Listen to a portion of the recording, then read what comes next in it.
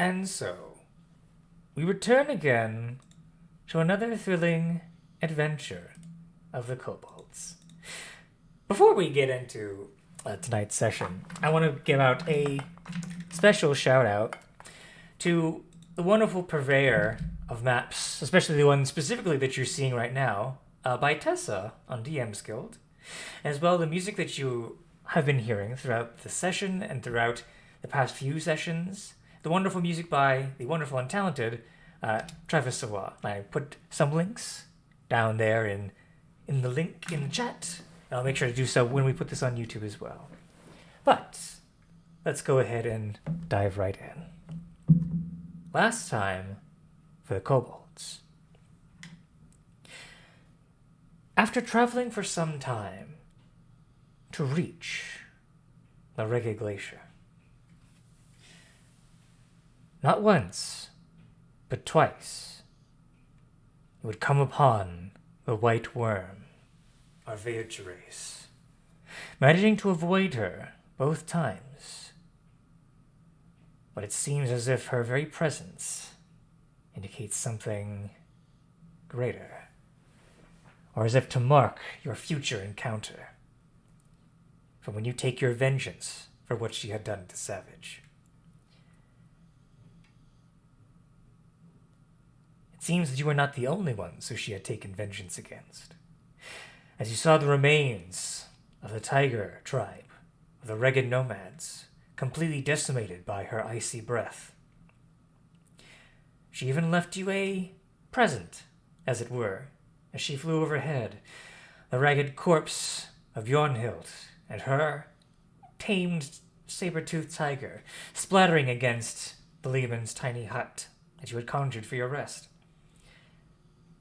Undeterred by this, you've soldiered on to the glacier, to which you had found the entryway. A single blue glowing wall of pure ice, split down the center by a single crack, to which Skanuk looked into the codicil of white and found the Rime of the Frost Maiden, the ancient poem laced with magical power. Upon reading this poem, the glacier itself cracked and split open a hole leading to a cave leading deeper in, leading deep down to the lost nethery city of Ythrin. You had ventured not too far into these strange caverns, not since touched for millennia, perhaps even longer. The first thing that you had found was what appeared to be the remnants of a nethery sky coach, a ruined magical device that once flew to the skies around the floating city. You found a safe within this sky coach, to which, upon trying to open it, it had made somewhat an amount of noise, which, as Scales ventured around trying to find something else within the vicinity or trying to keep watch, seemed to have alerted some sort of guardian. 4 green flame-wreathed skulls, cackling and chattering, lit you up ablaze.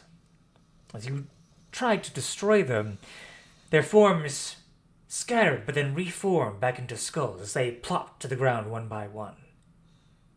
And as you all are regaining your composure, still filled with the adrenaline, we come back to it.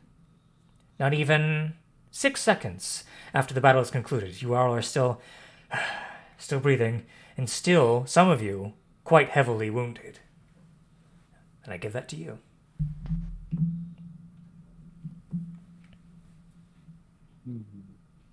Well, that sucked.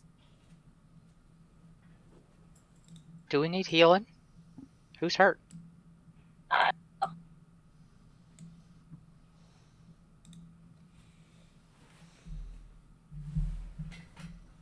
I managed to stay out of the, out of the blasts for the most part. On a scale from 1 to 69, I am a 5.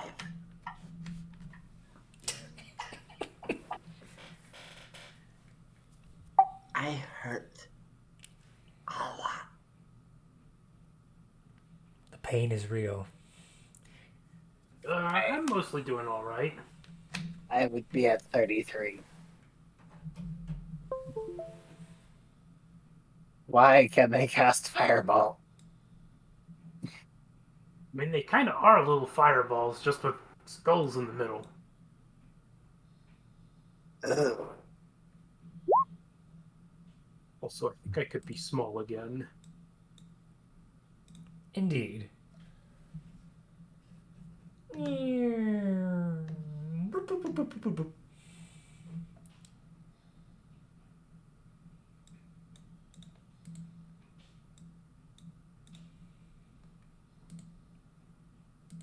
Well, so yeah, if you want to heal Skanuk and Scales first, I think that's probably the priority. 5. That's what that.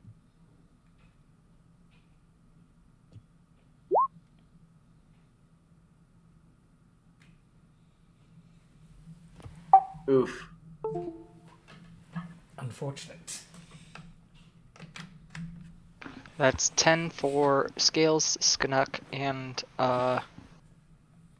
myself, and Muerte. No, Muerte's not here. And Hawks, if he needs it. I would take it. Oh, wait. I'm going to consume one of my potion, or my single potion of greater healing.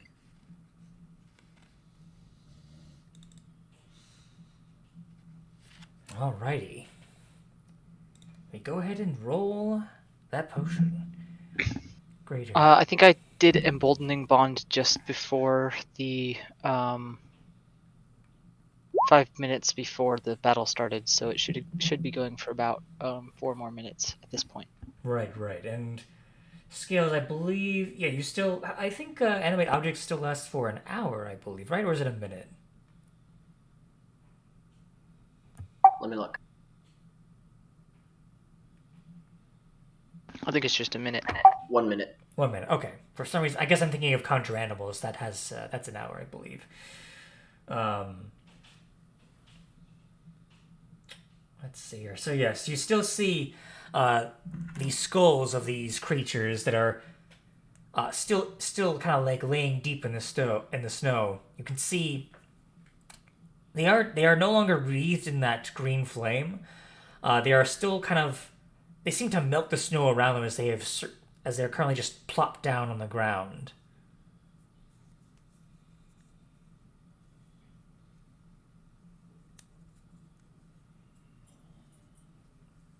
Other than that, you, Skanuk, you still have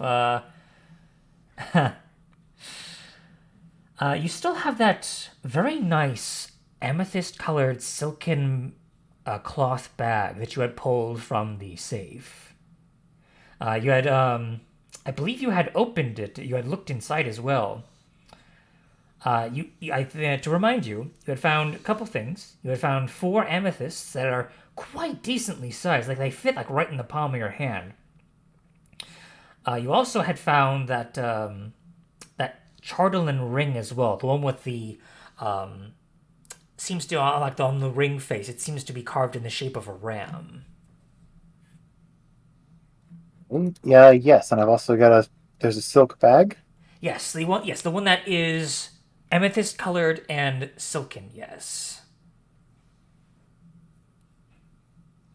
Did we determine what that was, or if it's magical or not? Well, you opened it. There's a void inside. Put your hand in, it's cold. Huh. Is that contiguous with a bag of holding? I honestly don't remember. Did you have a bag of holding before? Remind me? I do, yes, as an infusion. Oh, so if you already have one as an infusion, did you automatically know that this is a bag of holding? Nice. So now you have 2 bags of holding.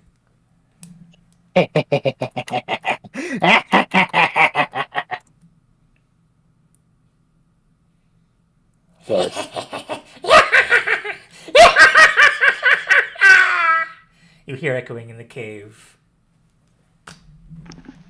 That's pretty spooky. Yeah, I'm not sure how I feel about that. It seems to echo along all the walls, next to you and yet far away all at the same time.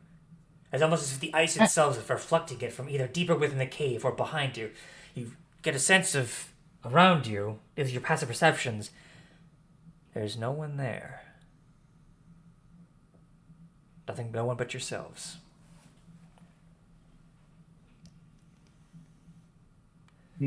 I do not like the sound of that, Villain says as she kind of steps around the corner over here. I expected trouble, but, I don't think I expected... Well, I don't know what I expected exactly. No one's been down in these caves for whoever knows how long, so... Surely we've already found something that I didn't expect. So, She's actually going to roll something.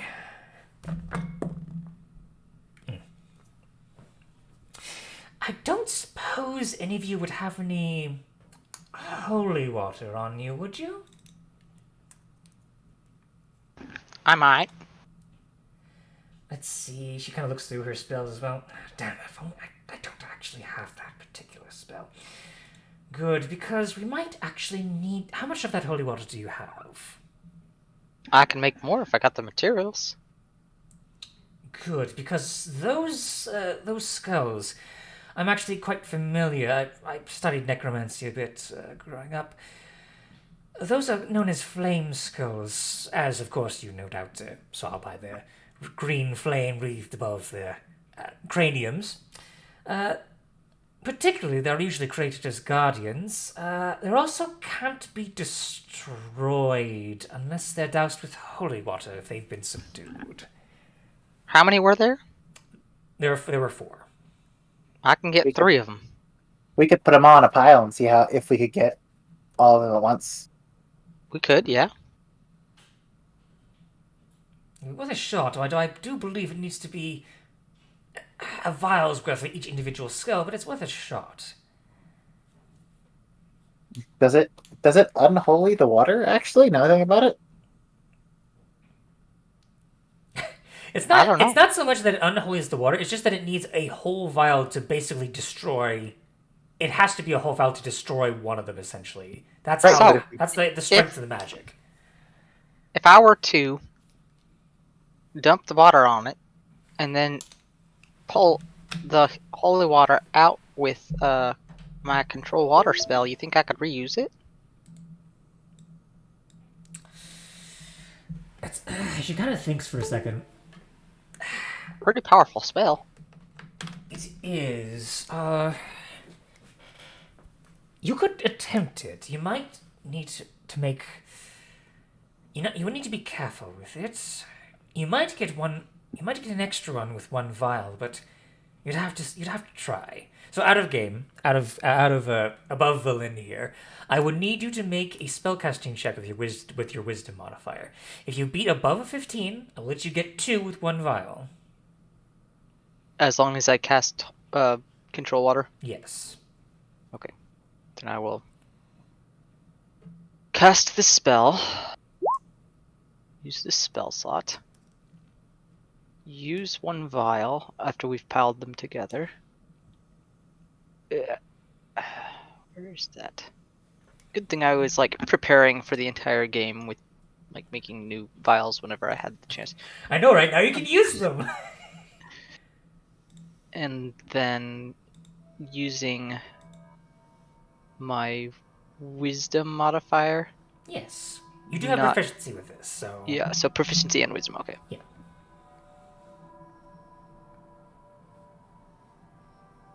So then that'd be this. Might as well use it to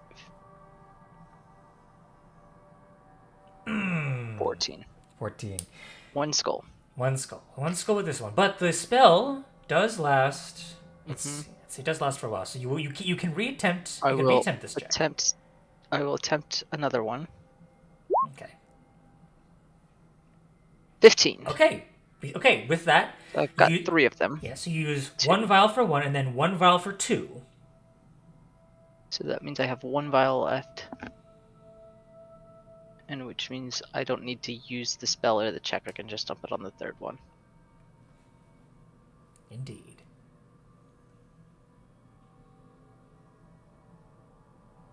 Or the fourth one, I mean. The fourth one. Yeah, the fourth one. Well, I'm out. I'm gonna need some special materials to do more of that. And I assume there's more undead later, so... Well...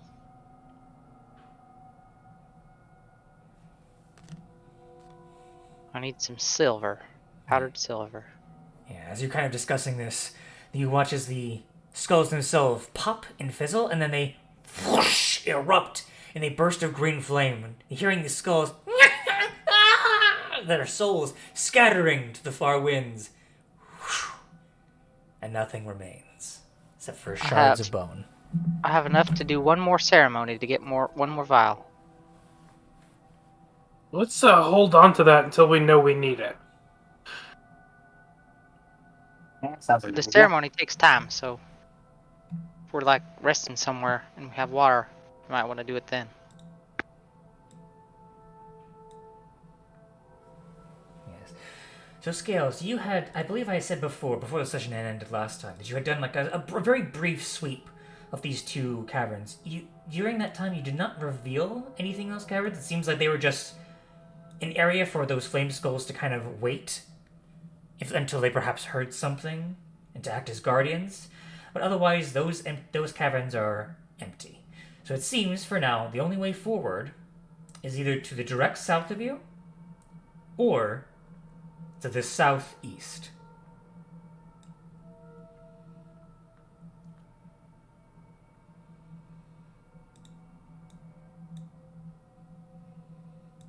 Does this look like it would be something that would be easy to get back up if we went down this way? Let me double check that.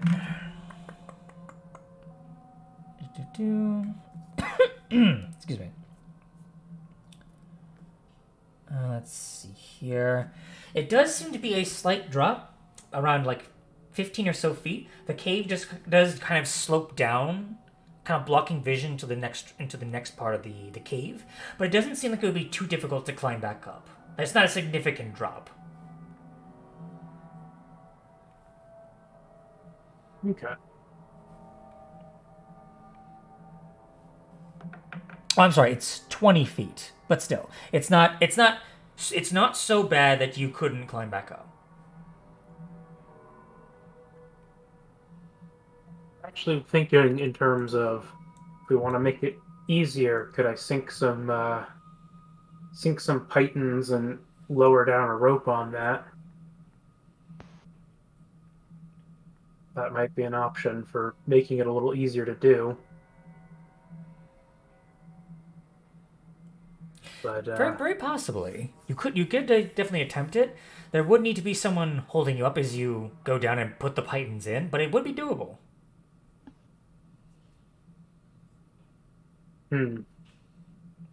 So I couldn't like sink them at the top and then lower the rope down? Oh, if you're okay, if you're doing that, go ahead, let's see. Just go ahead and give me just a general strength check for this. As you're like hammering some pythons into the rope as you're lowering it, as like specifically at the top. So this is just to see how strong the rope is, how much weight it can hold. 9. Okay. So you could probably get one person at a time. Let's see. It might not be enough to hold your weight per se, or at the very least, it would. If you got to the bottom, it would probably fall right as I get to the bottom. You could still climb it though.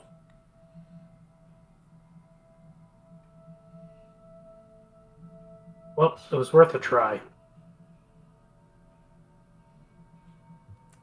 It's definitely still doable. It's going to be a harder run on the way down is all. Yeah. Well, my thought process wasn't about how hard it was to get down, but how hard it would be to get back up. That too.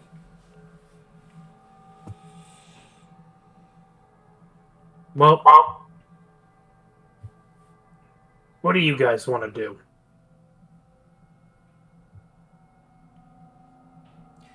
I will defer to your judgment. I would like to study this sky coach a little bit more. If Villain kind of like steps up to it and kind of gives a gander at it. It's a shame it's so destroyed, practically unsalvageable.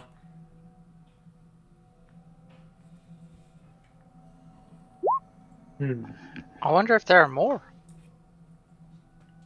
Hopefully one more intact. As we'll discuss, you hear a ting as a coin flips up into the air. You see Scales kind of slap something and then... What do you say, Scales? I'm gonna go ahead and go to the left. We'll see if it wraps around to where we were, to where that drop was. It's possible. Yeah, okay. That way there's just no chance of anyone falling and hurting themselves further than at least Canuck and I already are. Indeed. Alright, so you decide to go this way. So, you notice that as you descend down to this cavern, the walls are about, I believe I said 10 feet high, and about 5 feet wide of the narrowest. Generally about your size. But as you descend, you notice that there is a natural staircase of ice. And reveal tool, please work with me. I said reveal tool, please work with me. There we go. Reveal tool refuses to work. Seriously, every time, without fail. But in any case, you descend down this natural staircase of ice.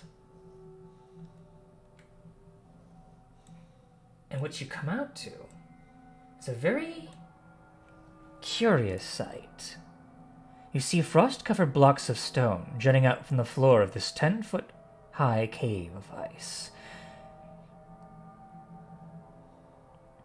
These frost-covered blocks appear to be carved. You can see scratch marks scathing into each individual rock. Claw marks. Scales, you take a look at one of them. You kind of think to yourself, wait, that looks familiar. You hold up a hand. The claw marks match that of a kobold would have.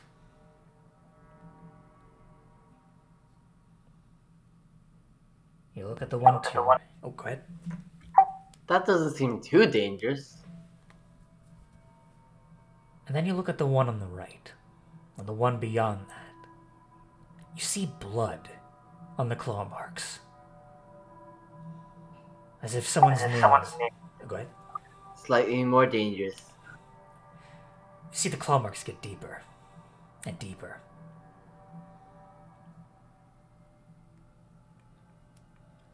And then, in the far corner of the room, I would like you two, because you're there, to make perception checks for me.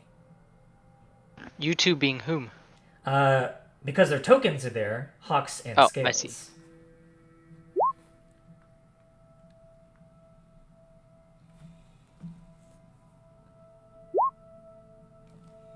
Nine. Okay, roll something here. Okay. You hear a hiss, and then a sound of scampering. But then you can look around, you see nothing. You did hear something going into the tunnel the other way, but you saw no sign of it. But it was small, and you thought you heard a familiar yipping sound. But you look around and there's no one there.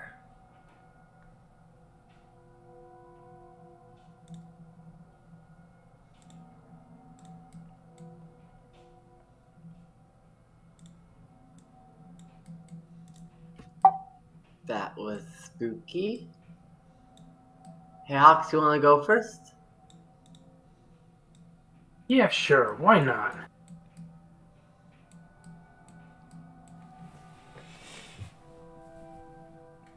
Have my axe and shield ready. I step out into the middle of the room. All right. You step out in the middle of the room. You kind of shrug your shoulders, waiting for something to pounce at you. You wait for a minute, minute and a half. We're kind of waiting for that sound again, but that sound never arrives. Whatever was here is clearly scampered off.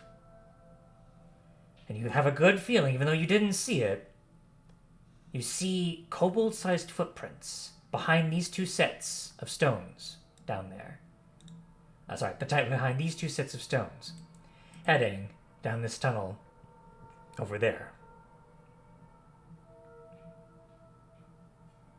They are kobold-sized.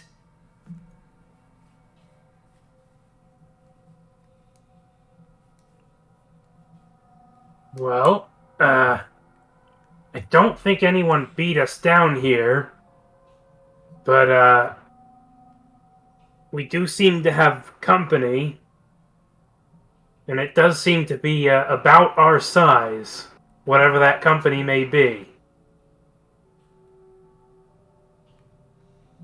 Should we be preparing for a fight? Well, knowing kobolds, we should be preparing for traps. That's true.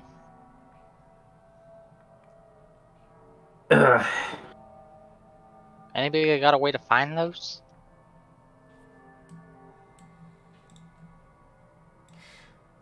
Not in particular, no, Velen says as she kind of follows behind. I could take one of my javelins and wave it around in front of me to see if I trigger anything. You kind of wave your javelin around. You wave your javelin around, kind of poking. Nothing seems to happen. Go over here and poke around this entrance. Okay, you poke around over there. Ha, ha, ha. Nothing. Okay, if we move forward, we should probably do so at a pace where we can keep an eye out for traps and the like.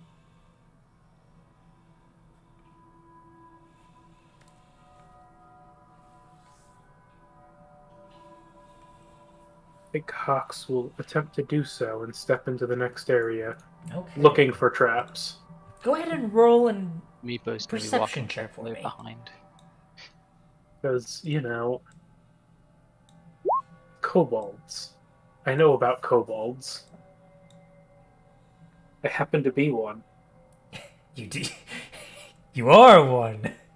You are a kobold. If only barely at this point. Yeah, you're getting pretty big. I am now a kobold. Indeed. What a coincidence. I am not a kobold, Velen says as she walks behind you all. Decidedly not. Yeah, Hawks is almost You're 4 missing out. feet tall at this point, so... And I am an orb, Professor Scat says from underneath Velen's robes. A scholarly one. I heard something of someone mentioned a creature of some kind. Did I hear a noise? Did anyone get a good look at it? Didn't get a good look at it, but the footprints look, shall we say, familiar to us kobolds. Ah, strange that there are kobolds here. If there are, they must have been, pre-Netherese, or even perhaps post. Perhaps shortly after the Frostmaiden trapped everything here underneath the ice, if that's the case. I wonder if they're... Well, I mean, we just saw a bunch of flame skulls. Think they're undead? Ooh, that's intriguing. It's not the first time we've seen undead kobolds in this adventure. Right. Velen looks to the side, kind of twiddles her thumbs, coughs It's like, awkwardly. pulls at the collar. Do we? So the city fell like a long time ago, but when was it sealed? That is difficult to say. No one can know for sure, but... That's unfortunately something that no one knows. It definitely had to have been... after the fall, obviously, but exactly when, no one knows.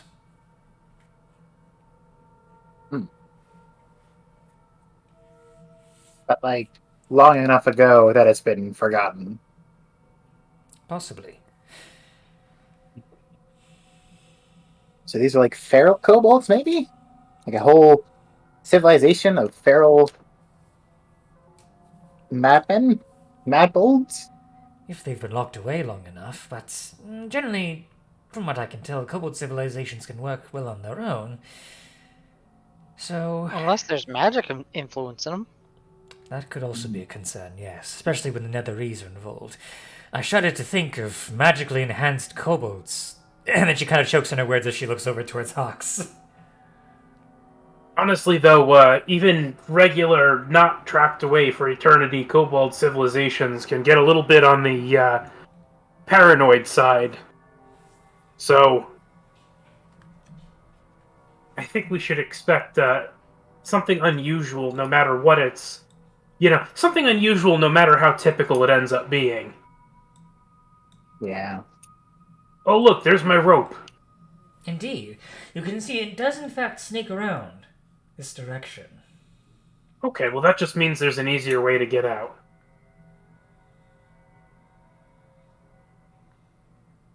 This looks like ruins of your fancy civilization here. Indeed, as you're stepping into this chamber, Hawks, you see sparkling icicles as long as longswords cling to the top of this 40-foot high roof of this cavern, the floor of which is strewn with frost-covered blocks of stone, the same ones that you've seen before in the other room. And a toppled pillar embedded in the east wall is a glittering stone tower that appears to have crashed through the ceiling long ago. The exposed wall seems to be cracked. It has a few small holes in it, but is otherwise intact. Oh! You hear a muffling from under Villain's robes when she pulls out Professor Skin. Oh! That tower appears to be a Netherese construction. Indeed, you are correct, Mr. Hawks Hacknar. Were it not for the cracks and the holes, the stone would be smooth as glass, shaped by wizardly magic. Hold on a moment before going in there. I don't really trust. So I'm gonna pull out his gun and shoot one of the stalactites overhead. All right, you. Is this the alien gun or is this the? Oh, it'll just be firebolt. Okay, firebolt. Gotcha. It's a firebolt gun. You pop your gun and you aim. You hear as you see blending in perfectly with the icicles. You see 7 methods all beginning to kind of scatter amongst the icicles on the top. I will reveal where they are.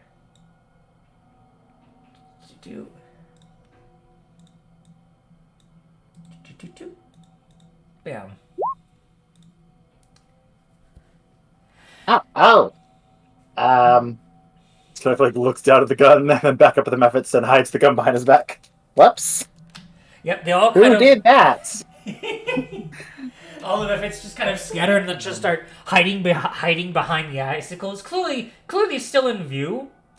But they are essentially taking the icicles as cover.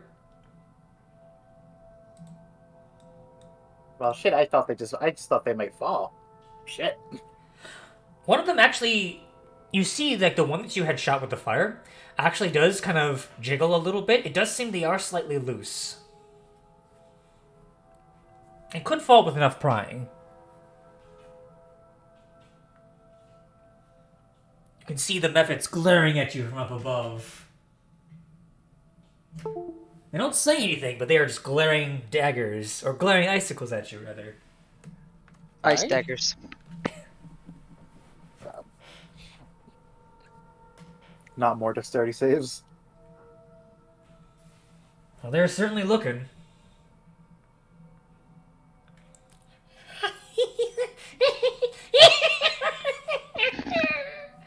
Should we be getting ready for a fight now? You hear that strange laughter again, echoing throughout the cavern.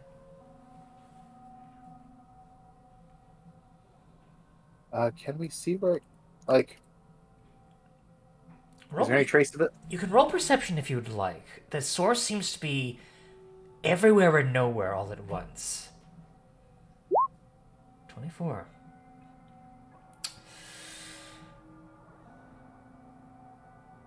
You wait for a moment. The echo is almost completely imperceptible to find where it is, and yet, if there is a source, the most likely place would be near that ruined tower. It's the most enclosed space that you can see.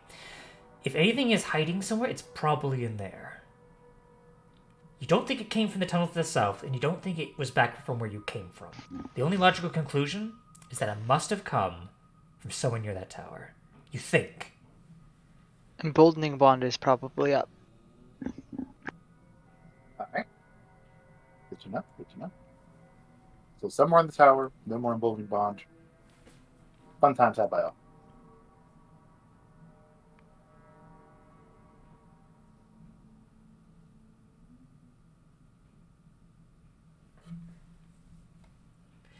That does still leave you with a room to get across, though. I will say, there really isn't there's very small holes and cracks throughout this tower wall. There really isn't a good way that you can see to get inside that you can tell.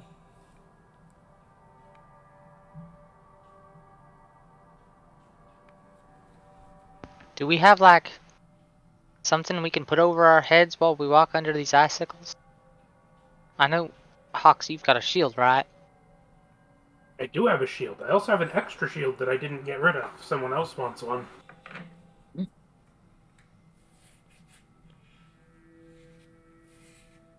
actually might have one as well. Yeah. I have one, but I haven't been using it because I have to have my... Well, in that case, we've got enough shields for everyone. If we just want oh, well, wait, actually. That one. Let's see. Actually, wait, have I been using it? Why is my armor class like that?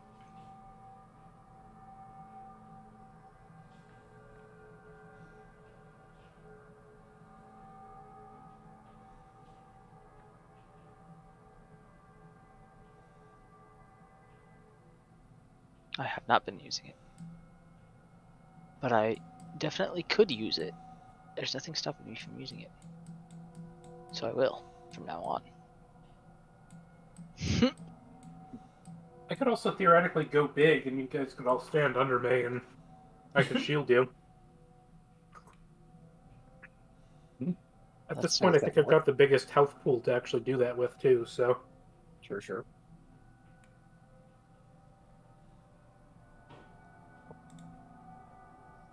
If that seems like a real issue, we could cover it.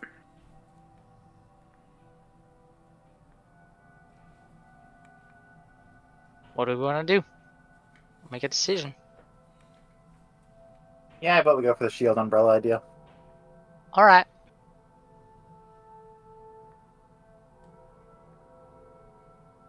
Here, someone want my spare shield.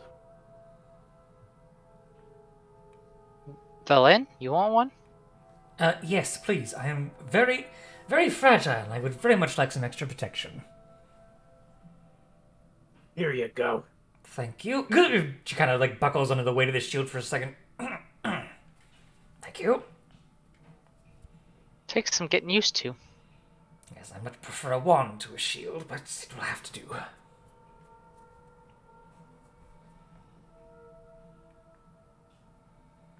Right, so who currently has and who does not have shields? I do. I have one. Okay, so Meepo, Skanuk. Hawks, of course, you have your shield, right? Mm-hmm. The Scales have a shield.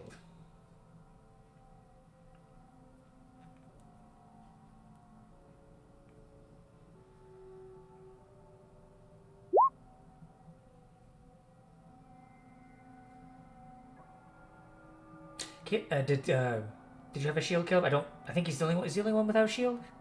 Somebody just posted something in the chat. Yeah, that was Skanuk. I do not have a shield.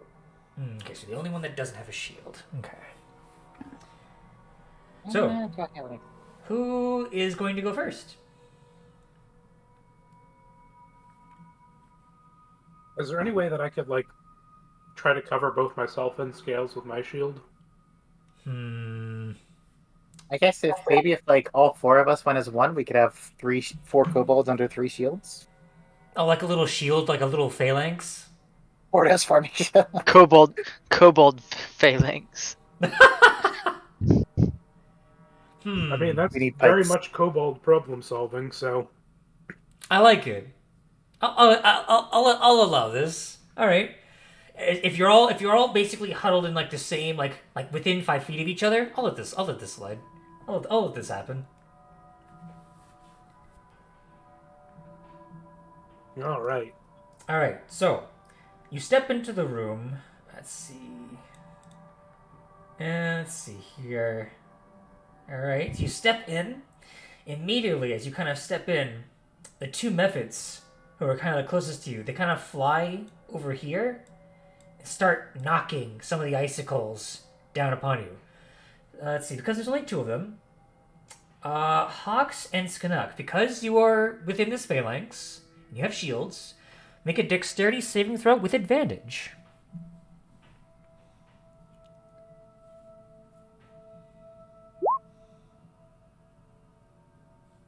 Okay, 12. You have an emboldening 11. 11? I'm gonna go ahead and give myself Flash of Genius if that's all right. All right, sure. I'm That's a actually going to 16? boost that to a 13 or a 15 with my shield master. Okay, with your shield. Okay. In that case, both of you both take nothing. As with using the power of the Kobold Phalanx, you both kind of, you bang the shields up, and they both kind of slide against your shields and at like a diagonal angle and just strike the cave floor. Right. Here now. I said I was sorry, and that's a lot from me. So feck off. They start I'll shaking. pop you one. They start shaking their fists at you. As you assume, telling you to fuck off in their own native primordial tongue. Well, pulls out gun. Pulls out their middle fingers. Last warning. Fuck off. All ya. You stay up there, we'll stay down here. No one needs to get hurt. Roll. Hang on, I need to double check. Okay, I think that's the most peaceful offer you've ever made, Skanuk. It is. It feels weird. I'm proud of you. Well, thank you.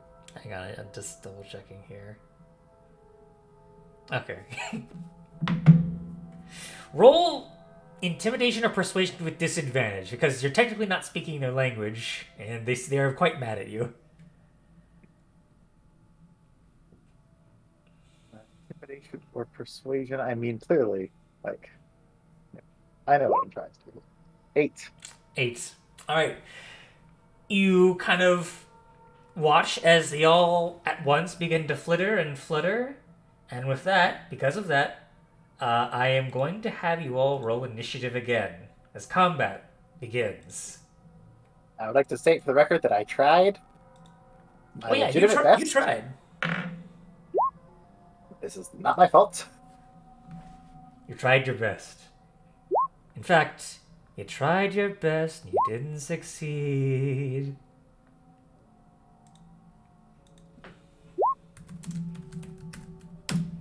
Also, that not 20 initiative roll.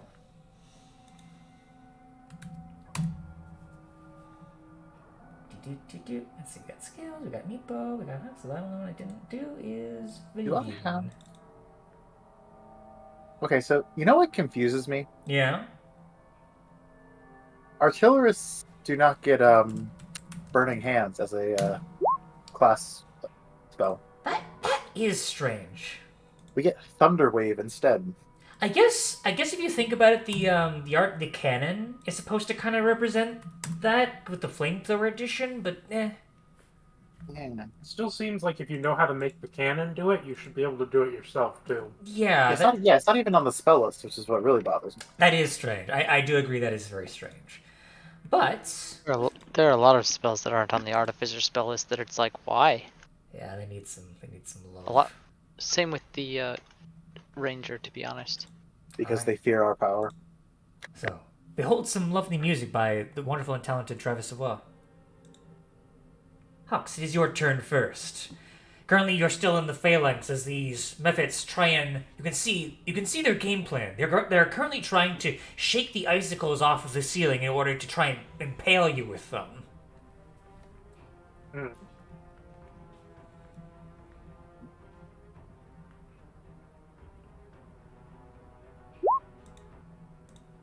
Well, would I be able to maintain the formation while throwing a javelin? Yes, you can. Okay. I can really only throw one javelin, but I will huck one at this guy right here. Okay, so as a note, they are all 40 feet up in the air. That should be fine for a javelin then. All right. Okay, no, it is 30 and 120 is the long range. So, this will be at disadvantage. And doesn't matter. All right, doesn't matter indeed. All right, so you managed to strike this mephit with your javelin, getting him right in the side. A spray of ice pierces, like flows out from his body.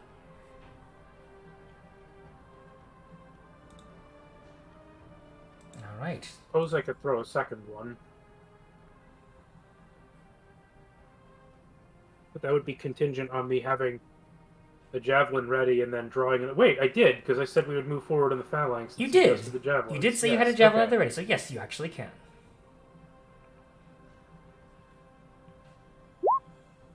11. 11. All right, that is just enough to hit him. For 9 more piercing. Apparently I'm just going to roll max damage on both of them. Indeed, as he is very much close to death's door, as you can see, his tiny little elemental body just starts to bubble up and about to burst at any moment. All right, is that your turn? Yes. All right. Before I move on to skills turn, what were you saying, Maple, about hearkening to the music since you can't see it? You said behold the music, and I was correcting you to hearken because hearken is more correct. It was just being persuaded. Ah. Well. Gotcha. In that case, Scale, it is your turn.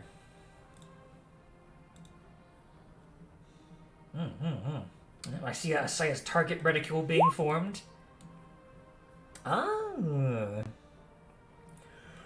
Whoosh! A bolt of flame reaches out for the mephit. Which, let me see if he is vulnerable to that. Okay, so that is instead. As you see, as the mephit begins to scream out. And you will see, as his little body bursts in a little explosion of ice, and because he's too high in the sky, he does not catch any of you in his death burst. Oh yeah, well, That worked.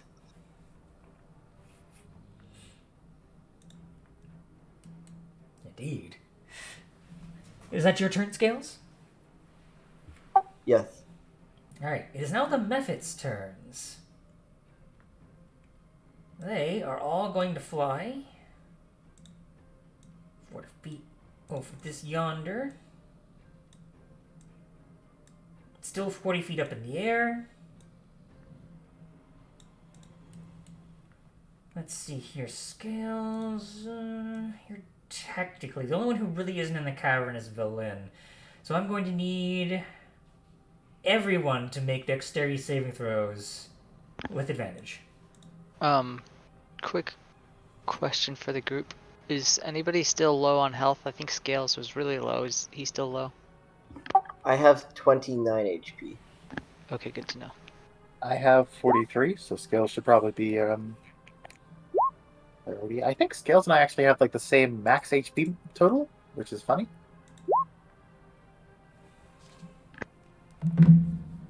Okay, alright. Okay, Scales is 11, equals 5. Sknak. As you both try and... As you kind of like let loose your javelin, Hawks, and as you Scales, as you kind of like peek out from under and like set loose the bolt of fire, it creates an opening in the phalanx, allowing 2 icicles to pierce through, catching both Scales and Meepo. You both will take individually. Scales, you'll take 8 points of cold damage, and Meepo, you will also take 8 points of cold damage. Also, no, not cold damage, piercing damage. Okay. But otherwise, that is the Mephit's turns. Meepo, it is your turn.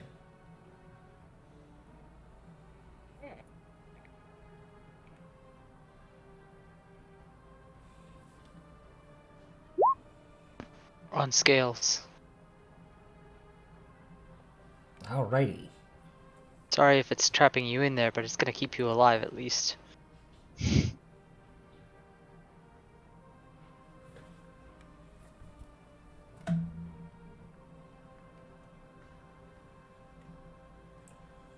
see here. Resilience here. Alright, yes. You are... Currently, you are no longer in the Phalanx. You are... plopped into a sphere of magic. Are you... Actually, are you a willing or unwilling creature, Scales? I'd be willing. Willing? Okay. Let's see. There's just... We don't have action economy on our side, and they do, so I want to keep you from getting pummeled by tons of attacks and saves. Plus, their death burst will cause, I think, half damage even if we make the save. Alrighty. Alright, so Meepo, is that your turn? Yeah, that's my turn. Alright, Skanak, it's now your turn. Are they above us or are they like on us? They are currently above you. They are 40 feet up in the air, as a reminder. Oh, they're 40 See. feet up? I thought they were Yes, down. I specifically said they were 40 feet up in the air. If they're gonna stay away, then I might not do that. I will let you, because you would have known they were 40 feet up in the air. Right. So sorry, Michael. When they moved, I thought they moved down towards us. No, they are specifically staying up in the air. Keep in mind the roof, even though they've knocked down a couple, the roof is filled to the brim with with longsword-sized icicles, and they're basically using their actions to knock them down above you. Just a thought. You might want to. Nah, never mind. I'm not gonna do it. I'll save that spell for later, and if I need to, I'll cast it on him. But instead, I will do. I'll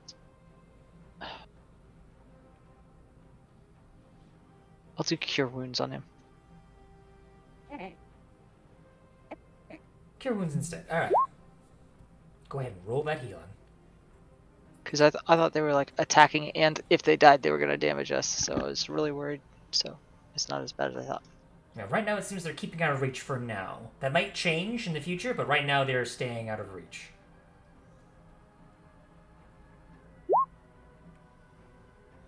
Yeah, exactly. Oh, I hate when that the entire happens. It's so disheartening. So you get Is 6 there- points back.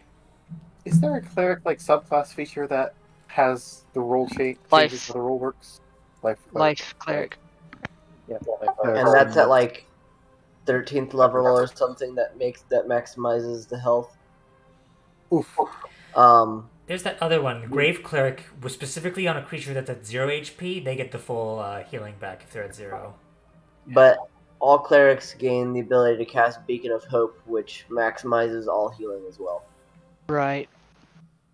But And that's not takes even setup. just like that spell is a little better than that ability because the maximized healing comes from hit dice, second wind, potions of healing. other It people's maximizes magic. all that healing. What? Other people's magic, like Yeah. druids or whatever. I think Circle the Shepherd has one that's like any spell slot healing in a radius. I believe so. It's one of the totems. Yeah, I think so. Shepherd Druid. I miss. Anyway. Yeah. Anyway. So yeah, use your action to do cure wounds. Back. In that case, it is actually your turn, Askanuk. So there's a part of me Mm-hmm. that is saying, "Wow, they're all really perfectly within range of a shatter up there," and part of me doesn't want to get buried alive. There is that. These concerns, these like complicated interweaving concerns.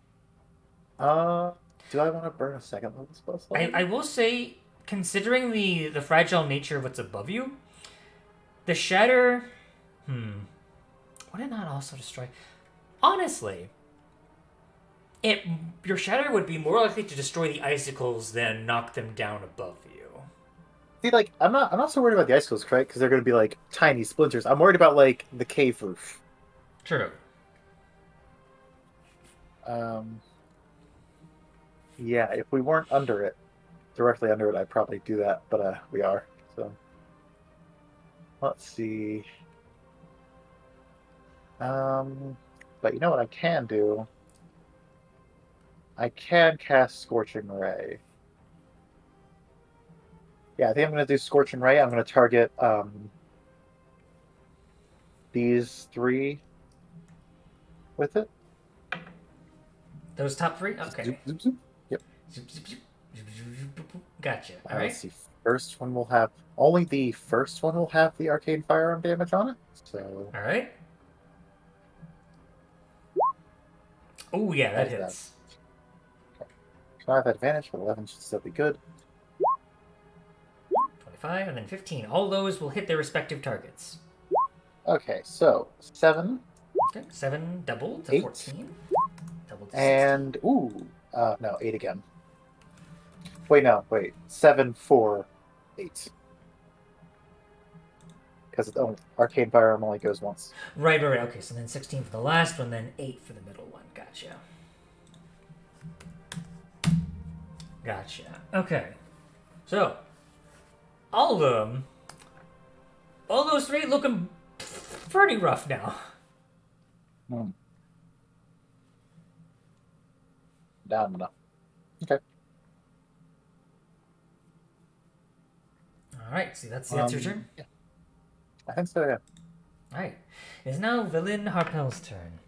She's kind of peek out from the phalanx in the deep recess of the wall, and she's like, "Darn it! We have to eliminate them one by one." She's gonna flick her wand of missiles. Let's see. For good measure. Yeah, she's gonna launch 2 just to make sure that one's dead.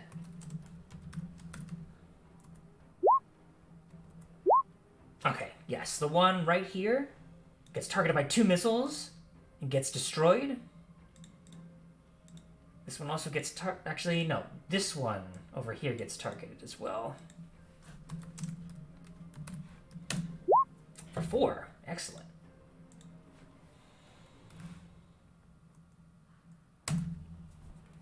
I shall peek down underneath the phalanx. Which means, at the top of the round, it's back to you, Hawks. Okay.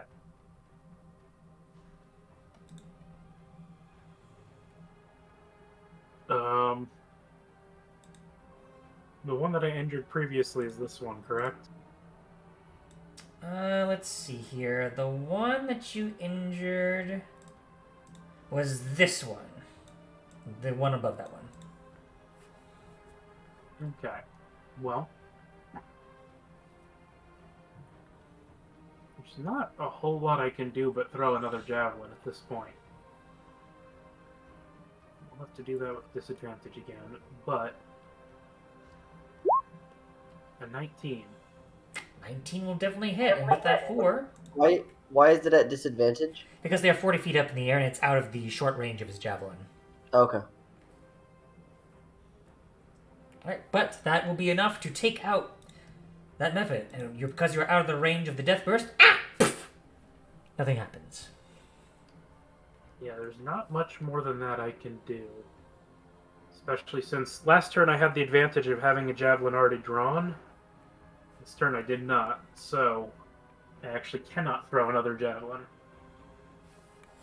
That will be that. Alright. Scales, it is now your turn again. I'm going to firebolt this guy in the corner here. Alright, he is certainly the weakest. Any sort of blow would render him destroyed.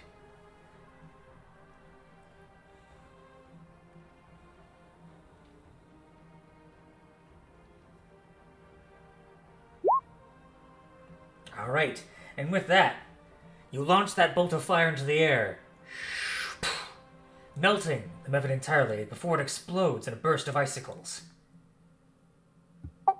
Does the icicles jam into the one that's next to him as well?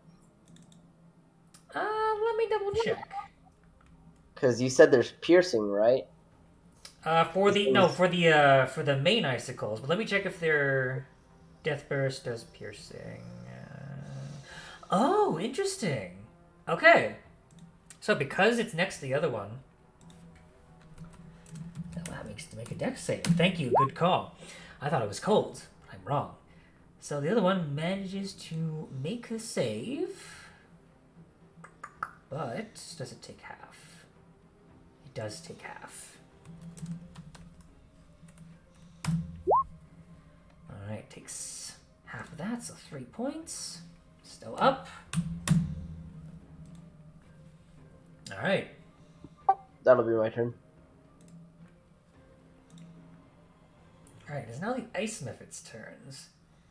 3 of them left. Let's see here.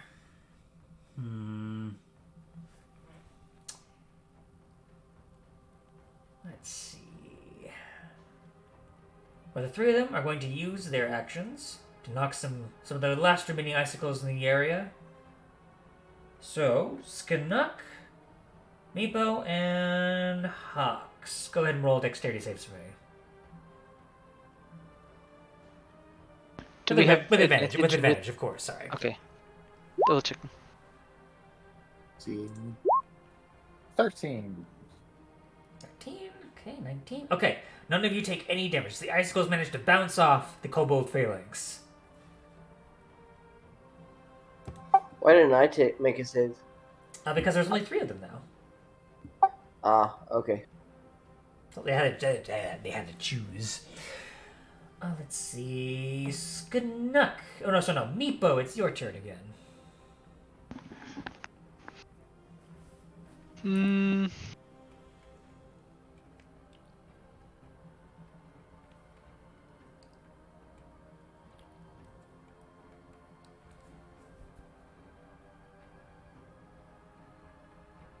I'm going to...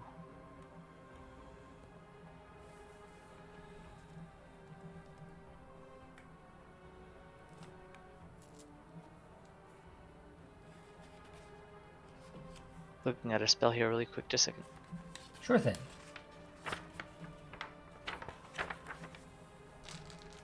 Need to roll a d6. Oh, okay, that has to happen around them. Oh wait, how far does that? Just Cancel. to make sure. Okay.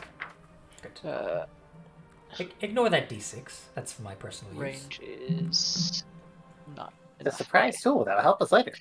In which case, That's a surprise tool that'll help us later. Ha-ha! Immediately banned Disney copyright strike. Yep. Instantly.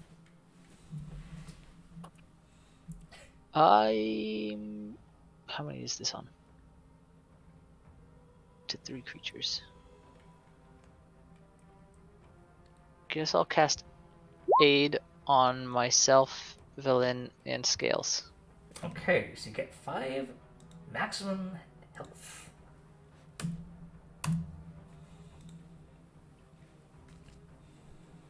Alright, a little bit to bolster your spirits and your bodies. The healing touch of Elvath. Alright, that was your action. Is that all you wish to do for your turn? Yes, for now. Alright, Skanuk, it is now back to you again. And the big one. Which is the least hurt looking? The This right least one? hurt is honestly both these. The one top on the bottom, they're both equally not hurt. I see. I'm gonna pick the one on the top right, and I'm just going to shoot him with a firebolt. Easily done. Zap. Zappity zap! Don't talk back. Taking 22 damage. Owie! Yeah. That'll do it. With the vulnerability of the fire, it completely won't even get its death burst off. It just Oh god. melts. It takes like 44 damage. Not 44. It's like 30, 36, but like still. Wait. 22 times 2? Oh, sorry, 22. I forgot the arcane firearm. Ignore me. I'm Yeah. dumb. I'm dumb. It's 44. No. I'm It just like melts, just like the entire torso vanishes. Not really much. Sizzles.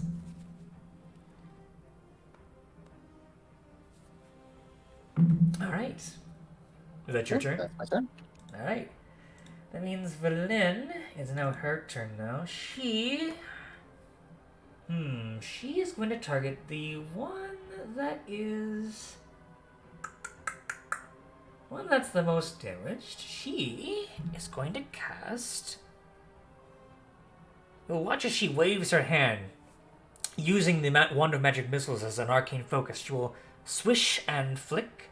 You will watch a skeletal hand appear behind the kobold, as if it's about to grab it, and then clenches downward. She's going to roll it for a chill touch attack. Wow. Which It's not cold damage, it's necrotic damage. Alright? You said Kobold. Did you mean Mephit? Oh. Did I say cold? Did I really? Sorry, I'm so sorry, guys. My brain is so Oh, you said. I assumed method. I might have just not. I thought I said Mephit. If I said kobold, then that is completely wrong. Aha! She reveals her treachery. No. Ow. I was about to giant ape and just bash her over the face. Jeez. yeah, I think we could probably destroy her in one turn if like. Oh, definitely. Yeah, Not even a question. She's worried about us anyway, so why would she do that? She heard us talking about killing Arl. Oh yeah, she knows. She knows better. With that is actually enough to take out that Mephit. As the skeletal hand grasps the Mephit, it crushes it entirely, and it explodes. It's gone, leaving only one Mephit behind. Was looking very nervous.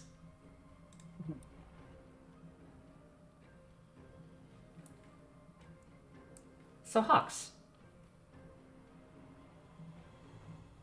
Yes. It's a nice turn you got there. What you gonna do? Well, I have doubts about actually finishing this one off, but you know, we'll throw another javelin. Right. It manages to embed itself in the floor underneath. Not quite enough to reach the top, but at least you kind of quickly grab it, take it back. Yeah, there's not much more I can do than that. I mean, there technically are more things they could do, but do I really want to do them now against these methods? It's up to you. So yes, that's it. Alright. In that case, Scales, it is your turn again. 11 is just what you needed. It's also just what you needed to kill it. With vulnerability. And with that, all the methods are taken care of.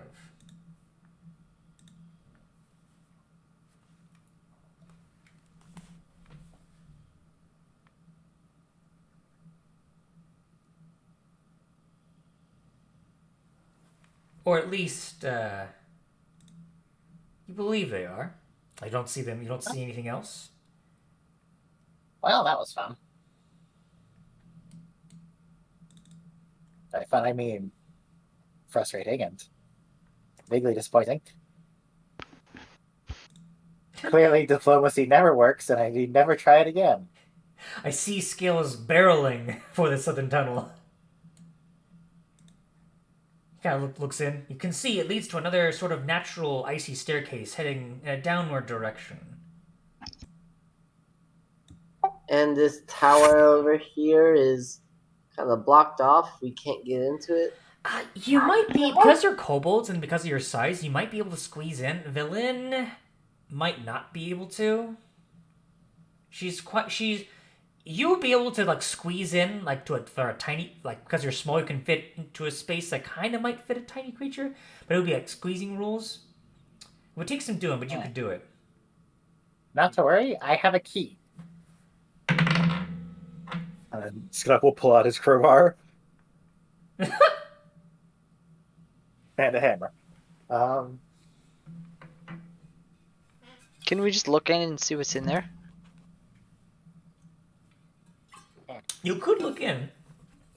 There are some cracks in the wall that do let you peer inside. And because of your dark vision, you most likely wouldn't have any difficulty in seeing what's inside. Let me see here.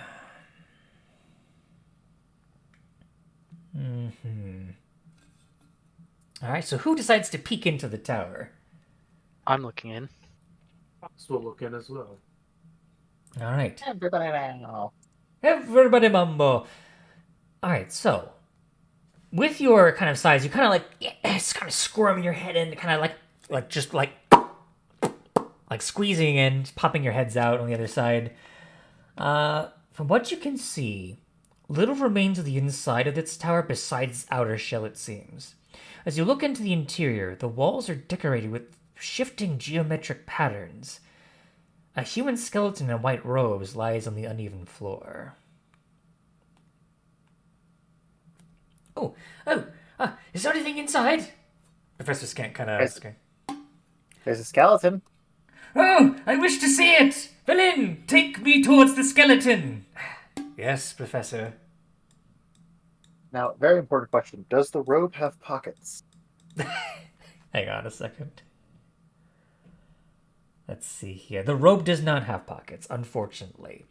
However, there is something on the skeleton. It does seem like it's wearing some sort of necklace. And I'm back. Do we want to talk with it?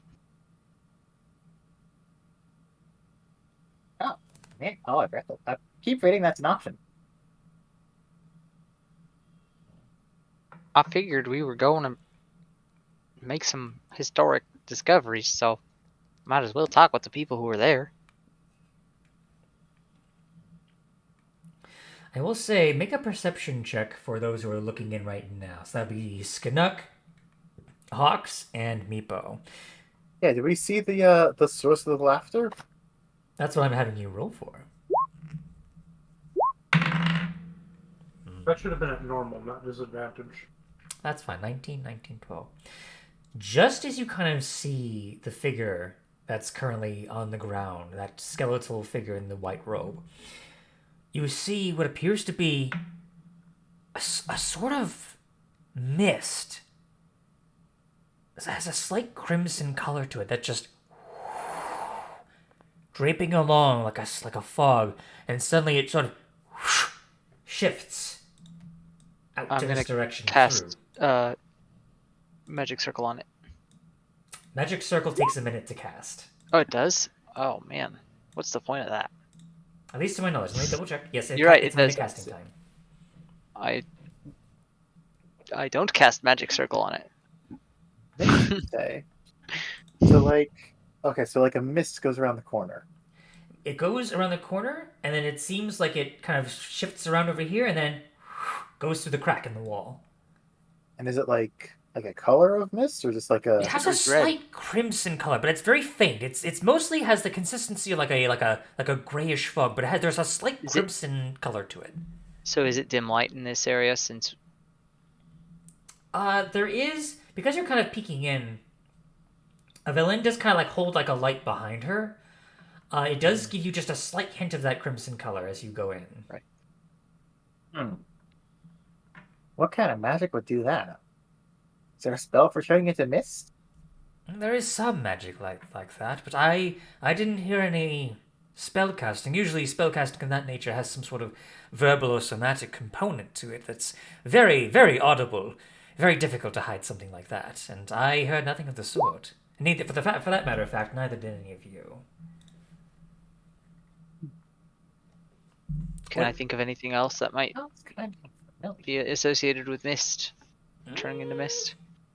With their 13 Arcana? 13 Arcana? Not to your knowledge. Maybe some sort of elemental creature, perhaps? You know, I if know it's what it is, kind but of I misty.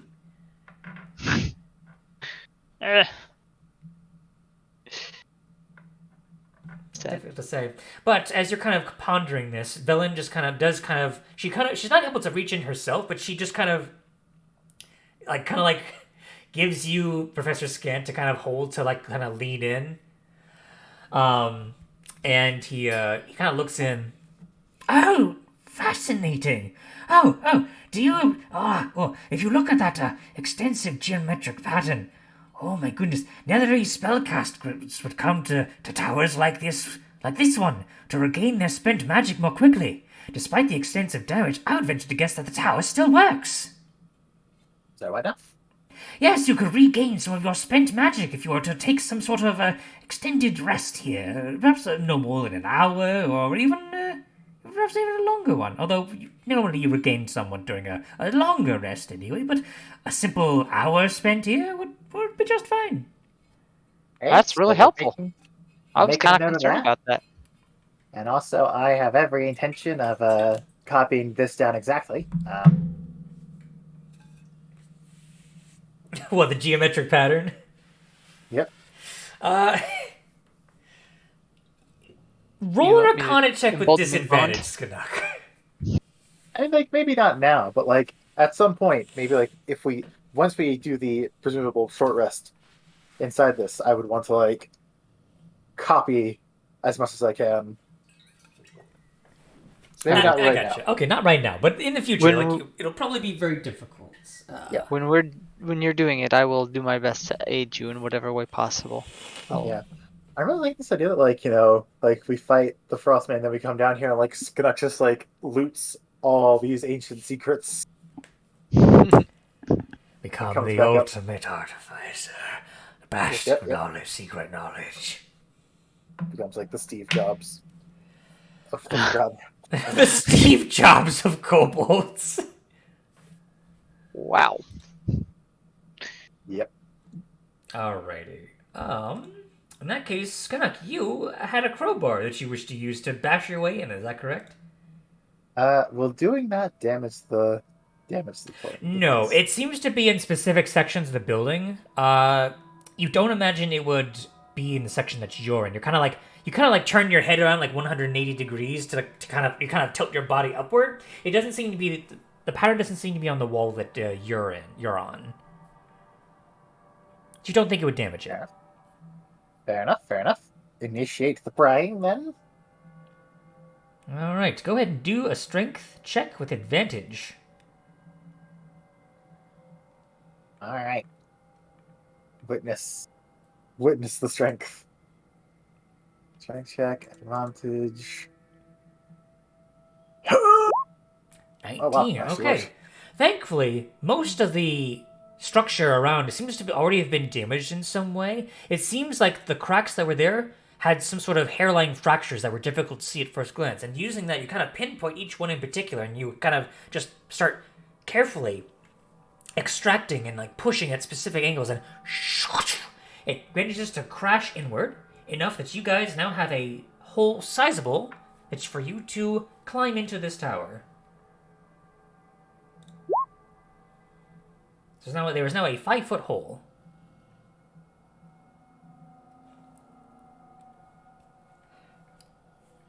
What's up?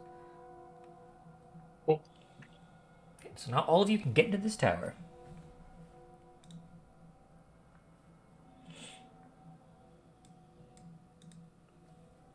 So do we want to talk to the skeleton? Ask it about that red mist, maybe? Yes. I guess. Let me think about how this spell works here. Does the corpse have a mouth? As you look at the skeleton, it does in fact have a mouth. As you kind of get a closer look as well, let's see here. The vestments seem almost priestly in a way. It seems to wear a. Now that you get a closer look at the necklace that it's wearing around the nape of its neck, it seems to be a holy symbol of some kind. Can I tell what kind? Go ahead and make a religion check.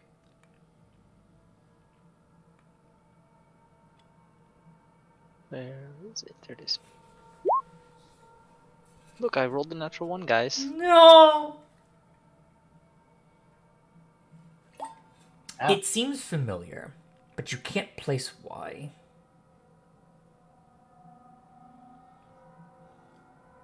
Nobody else here knows anything about religion, do you? Not big on gods, unfortunately, I'm afraid. Professor Scant, do you know anything about this? Oh, Good question.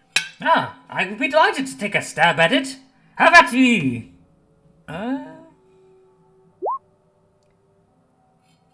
Okay. As Professor Scant is ruminating on the subject, could be a symbol for. Oh no, they're out of style. Perhaps it's a. As he's ruminating scales, you think to yourself, you've seen something like that before. You've heard stories about the god Mistral. Mistral was the original god of magic. She is said to have created the weave, which enables spellcasting in all of its entirety. What's more, and because you rolled so high, you remember a story. A story of a Netherese mage named Karsus, who sought to steal Mistral's godly power. To prevent certain doom from befalling the material world, Mistral sacrificed herself to keep Karsus from achieving his goal. And after her sacrifice, Mistral was reincarnated as Mistra, and is now worshipped across all of Faerun.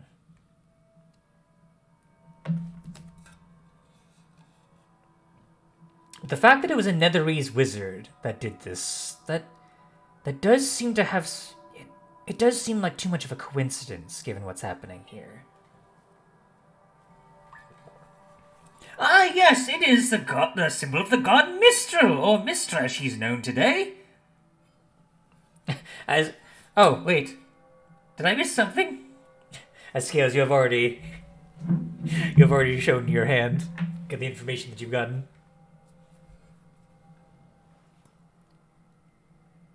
Interesting. If it is a symbol of that god... Perhaps the fall of Yithrin is more complicated than I imagined.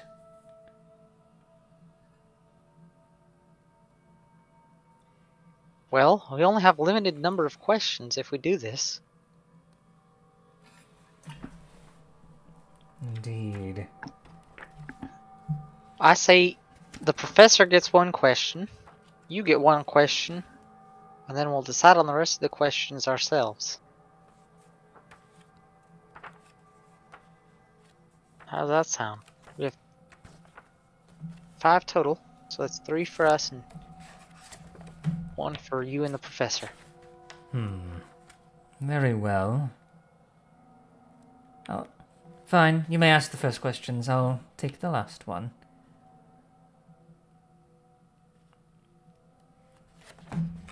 Alright, so, you begin casting the spell. Or no, you may ask, you may decide which questions you wish to ask before you cast the spell if you wish. Yeah, it takes an action to cast it, so. And then it lasts for 10 minutes. Gotcha.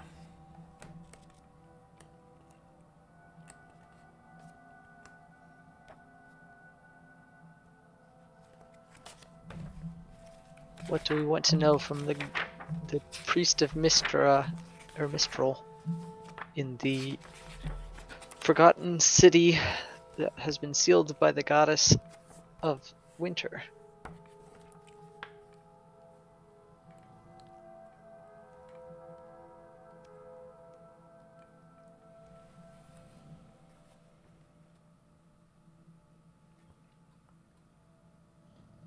what the red mist is? Do we want to know that? Are you familiar with the red mist that's been hanging around your dead body? Something to that effect?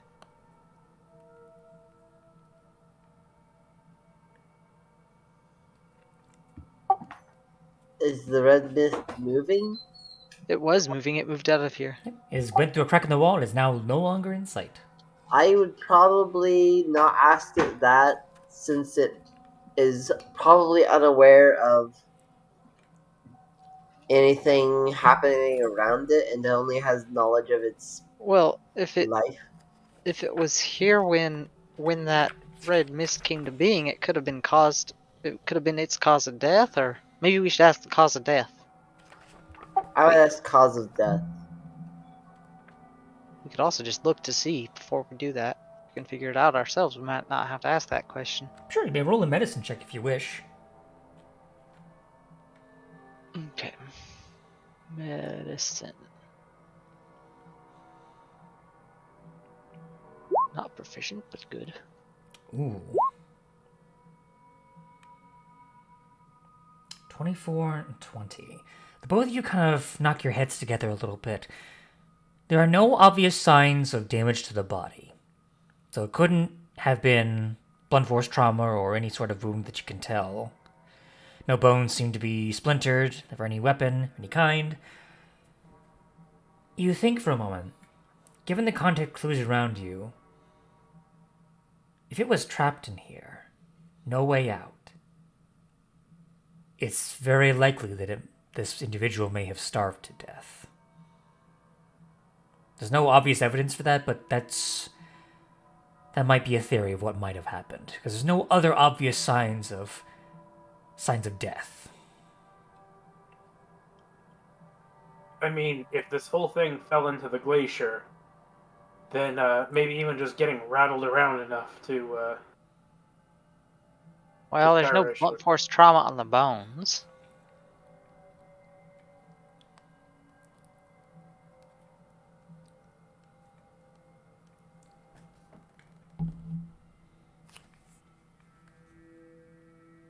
I guess we don't have to worry too much about the cause of death unless it was something magical. Maybe, what its connection to the city is, or to the goddess Mistral, or to the goddess Harl.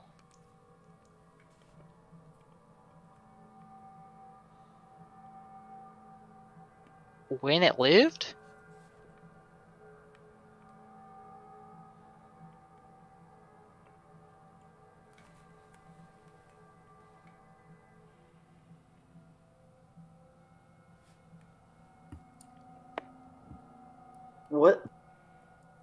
What's our goal of learning anything from this creature? We don't have to do the spell. If you guys don't want to, we can just keep going.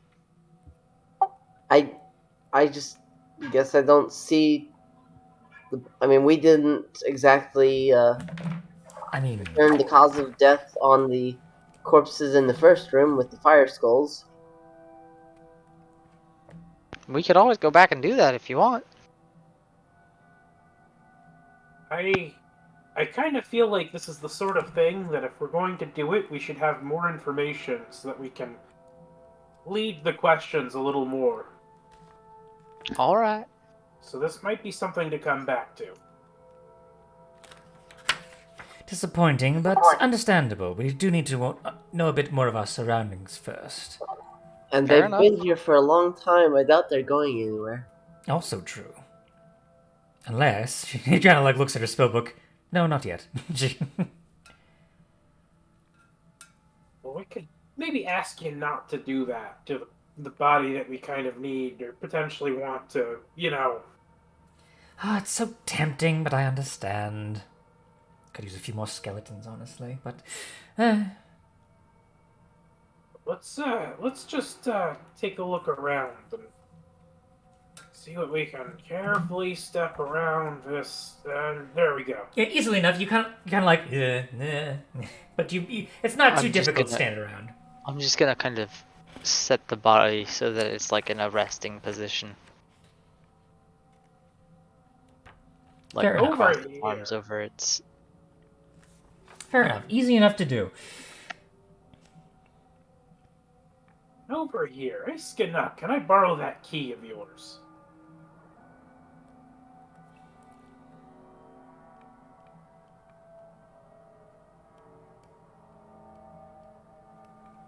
Oh, I think Michael's muted.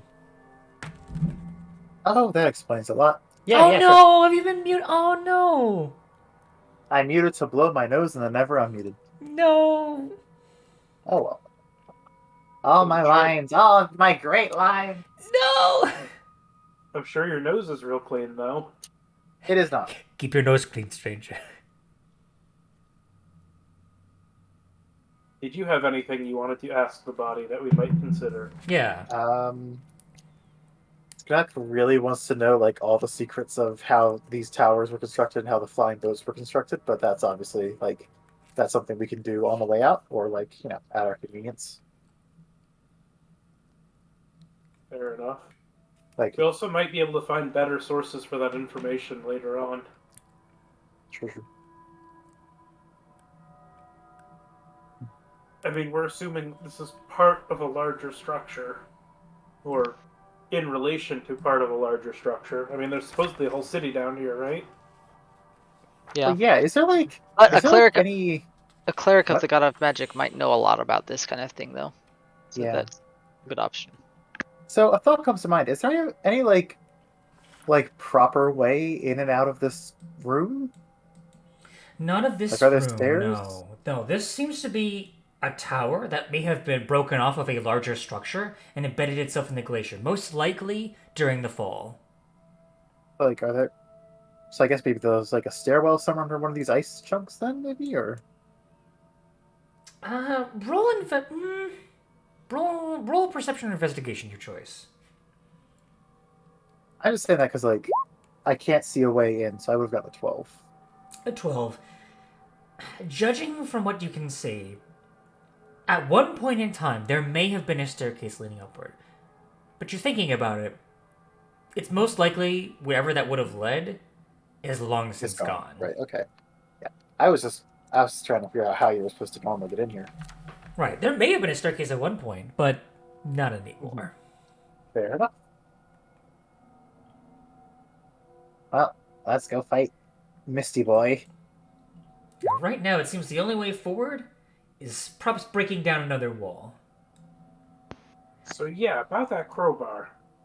Oh, and when I'm talking about the fall, Meepo, Yithrin, in particular, was a city, and Villain has, I believe, mentioned this at one point, a city that actually floated in the sky. When she means fall, she means it both literally and magically.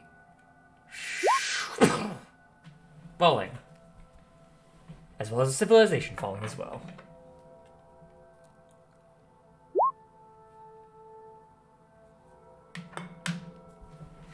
Let's see here. But yes, crowbar.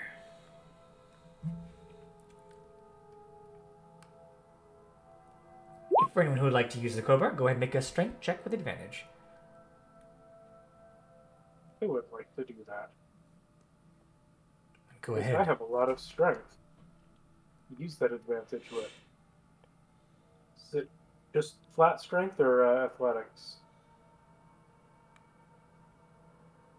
Just do flat strength. Alright, easy enough. Not even like a minute passes and you've already have knocked down part of the wall. And now, there's an easy exit outward. Let me make a little, let's see here. Just make a little orange square to note that there are doorways now. Any spooky mists in this room? Well, Hello? Let me reveal what you see.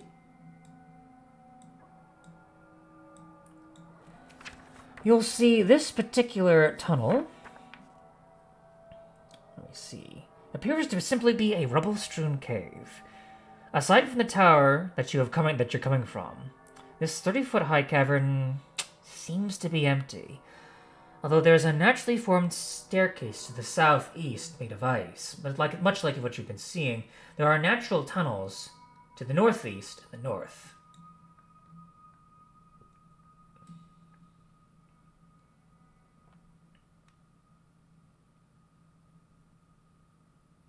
Oh, no spooky clouds in here. Yep, seems to be completely empty.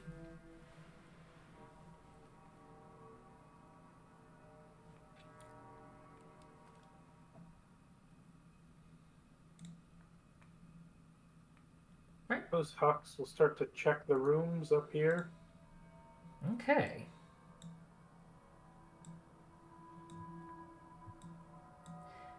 What's interesting as you enter this small cavern is that there is a flat, slightly canted slab of stone that rests in the center. One side is rough, as if the slab had been torn from a larger structure. The slab is 8 feet long, about 4 feet wide, 4 feet high, and is covered with frost.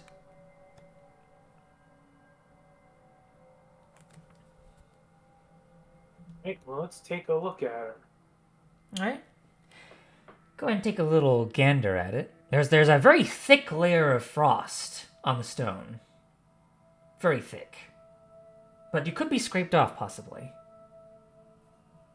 I would like to attempt to do that. Right? Yeah, kind of scrape it off with some of your claws. And you notice that there is draconic script etched into its top, with an open eye carved above it.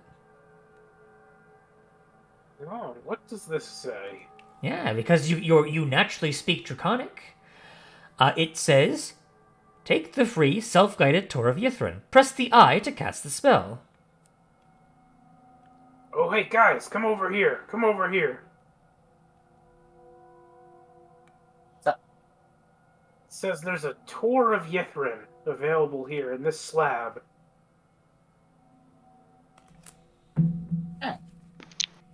Professor, this might interest you. Ooh! You hear him delightfully chatter under Villain's robes. Villain, take me to this strange contraption. I wish to see it. Yes, Professor. Villain just regretting every part of the situation. He's on a tour, a pleasure trip, and we're here on an expedition. All right, let's let the tour begin. Poke the eye.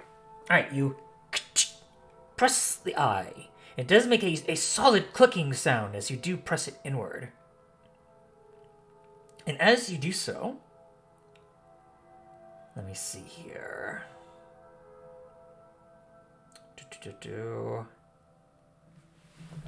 You notice there is a slight magical shift in the area around you as there's a slight buzzing.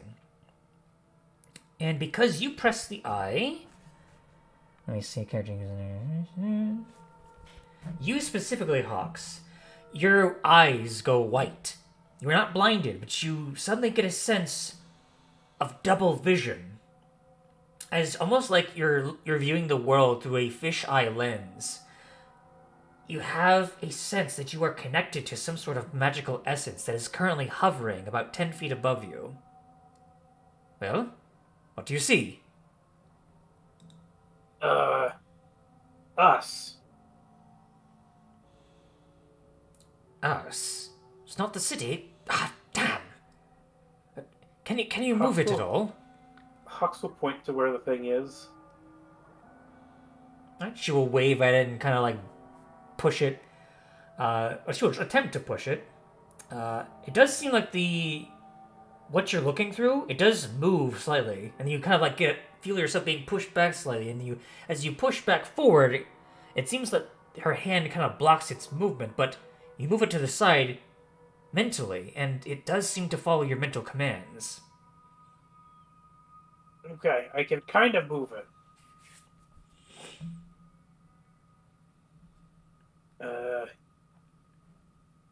I wonder if it's like a spell. Let me try moving it. Alright, for the purposes of this, let me see here. Let me move... Hang on. I need an orb. Give me an orb, roll 20.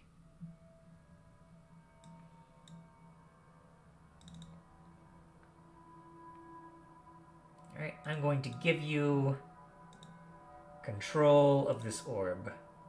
The orb is now yours to control. You may move it where you wish. It would help for me to actually have the selecting tool and not the tape measure tool. Orb.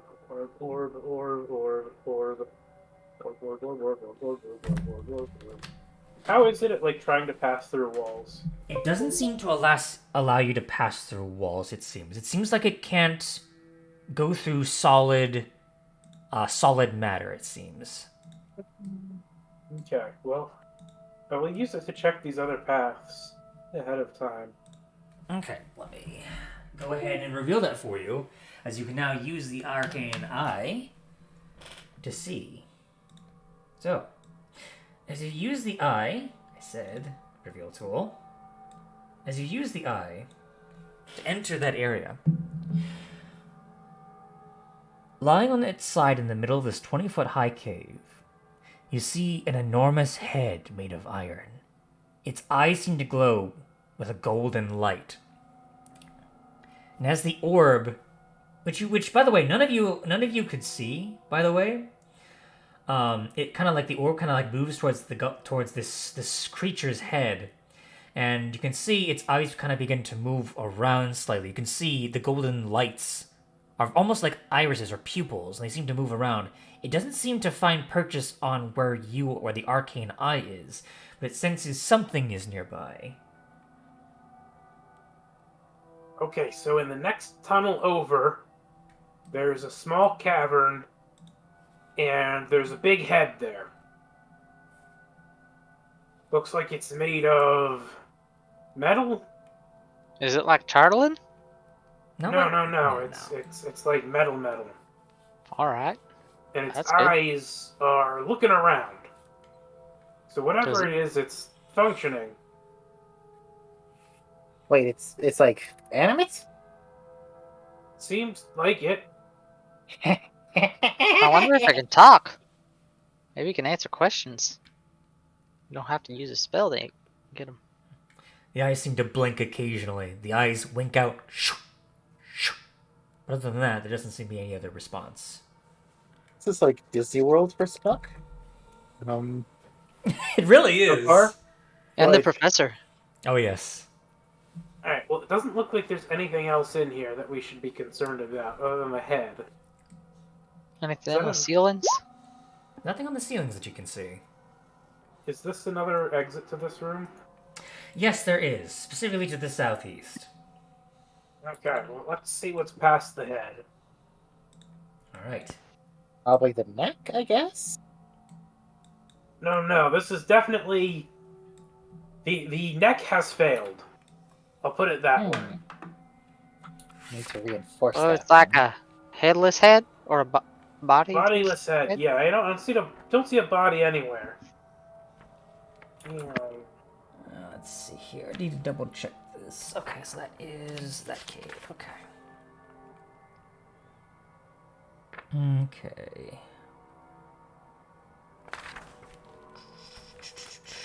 So, down here, this cave opens up quite a decent amount, it seems.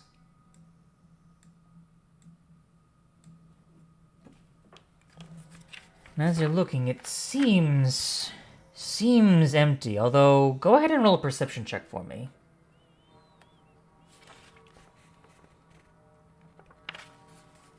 Because this particular section of the cave is pitch black. There is no source of light here. Does dark vision not work through the senses of this thing? Well, keep in mind, if it's pitch black, if you have dark vision, you have disadvantage on perception checks. Okay. Well, in that case, I have disadvantage on this check. Which means It's a rule that many people forget, even me, like a lot of the time. Okay, so it's a 9 either way. Okay, 9 either way. I'm gonna roll here. Okay. You get the sense that something is off about this section of the cavern. The seems to be about 30 feet high for the ceiling, but it's odd. So you sense a presence of some kind, even through the eye, but you see nothing of the sort. Despite that, there appear to be several exits to this particular cave. One to the north, one to the east, and then one to the south. The southeast in particular.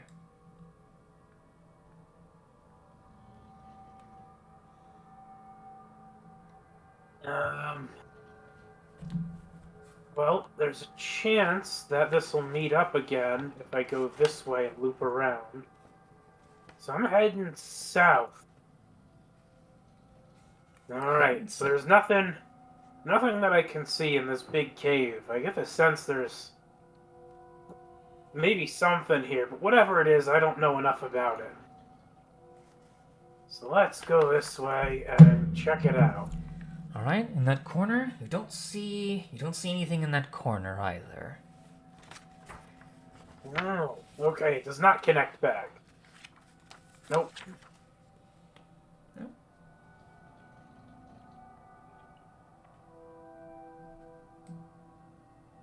What about up this way? All right, going north. All right. As you head to the north, what you see here is a terrible sight. This 20-foot-high cavern tapers about to a dead end. A dozen human skeletons sheathed in frost lie on the uneven floor. Their skulls also appear to be missing. Okay. So the good news is that there isn't any good news. There's a bunch more bodies here that are missing their heads. You know, the same way that those bodies that probably made those flame skulls. Roll an investigation check, Hawks. You say that, but then you look more closely. 15? These were not cut off. These were gnawed off by fangs and teeth. Well, could I assume that the skulls might still also be, you know... You might assume that, but there is a difference to what was done to these ones as compared to the other ones. There is that slight difference that you do note. So yeah, there's possibly a bunch more flame skulls, and there's something that definitely likes necks.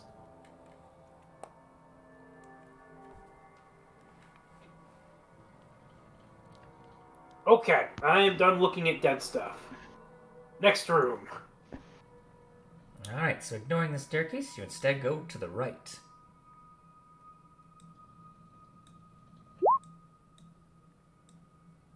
Alright, so... Alright. I am now getting a vision of lots of rocks. Indeed. Indeed you do. This cavern that you see has about a 10-foot-high ceiling covered in icicles that nearly touch the floor, forming thin stalactites from top to bottom. Several of these icicles seem to have been broken off, leaving paths that lead to the cave's 4 exits, narrow tunnels to the east and south, and wider tunnels about to the west and to the northeast as well. There is also something else that you notice.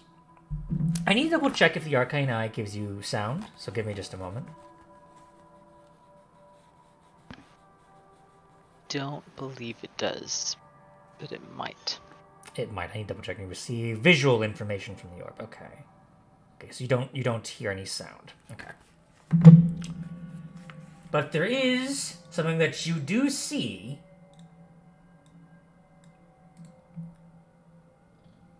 You do see. I said you do see. What appears to be a form that resembles a kobold, but its back is hunched. And it seems to be completely emaciated, as its neck kind of lurches, almost like a vulture's. It seems to stare around with these red eyes, as it kind of scratches against one of the orbs, and then it goes kind of panting for a minute, kind of looking back, pausing, and then it kind of scampers, and it kind of like opens its mouth once or twice, and kind of waits for a second, and then it scampers to this tunnel over here, disappearing. Okay, well that confirms there are kobolds, and that confirms there's definitely something wrong with them.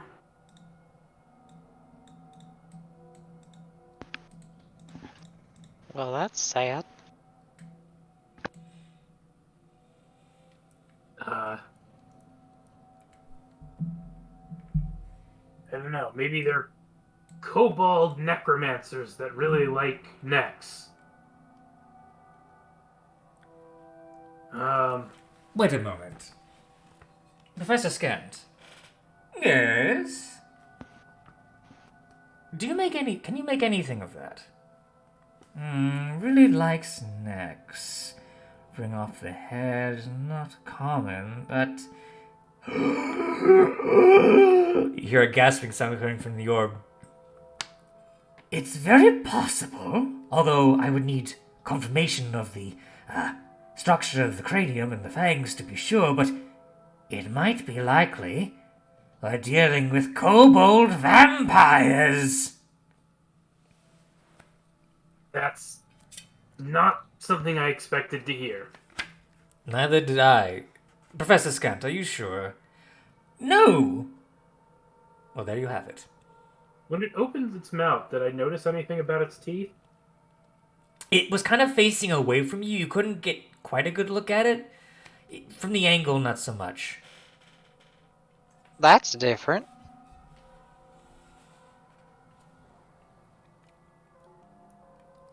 Well, I'm getting my holy symbol ready. Well, you want me to explore this way any further, or should I go scout somewhere else?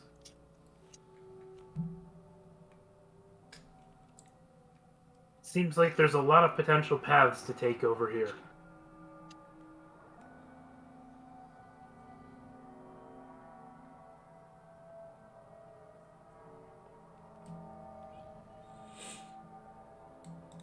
Nope. I might need to be right back as well. In that case, do you want to take like a small, about 10-minute or so break? That sounds That's good. alright, yeah. Sure. In that case, we will be right back in around 10 or so minutes. Alright. Let me get some music here. That's a good one.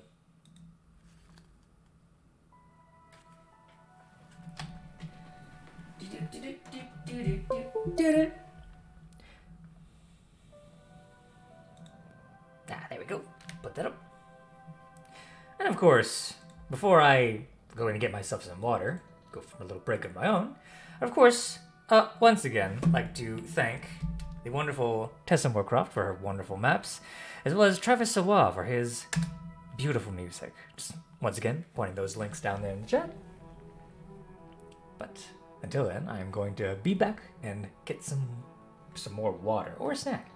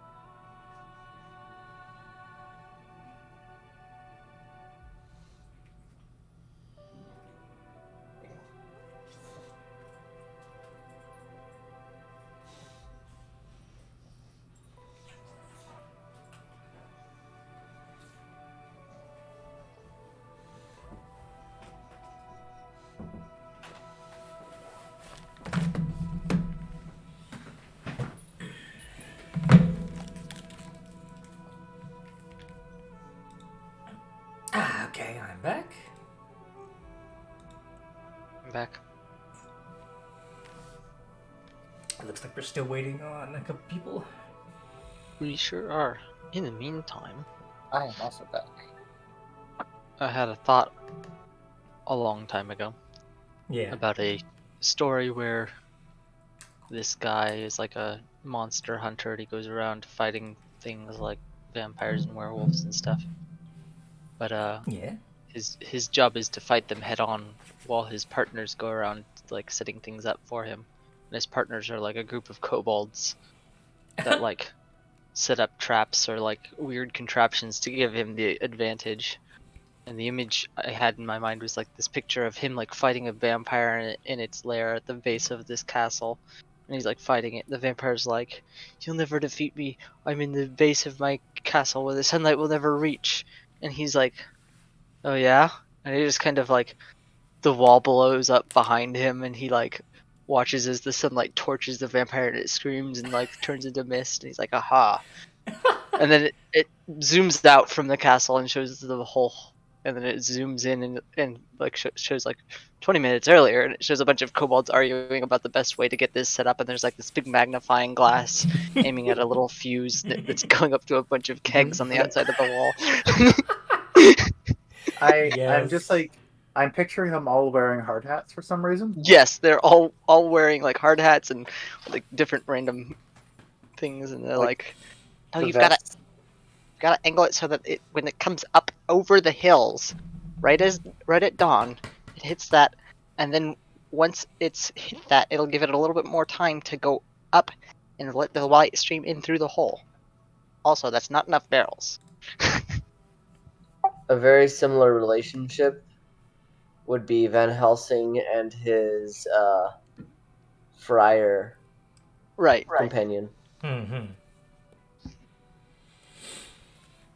I really dig that idea. That could be really fun. In fact, you know what?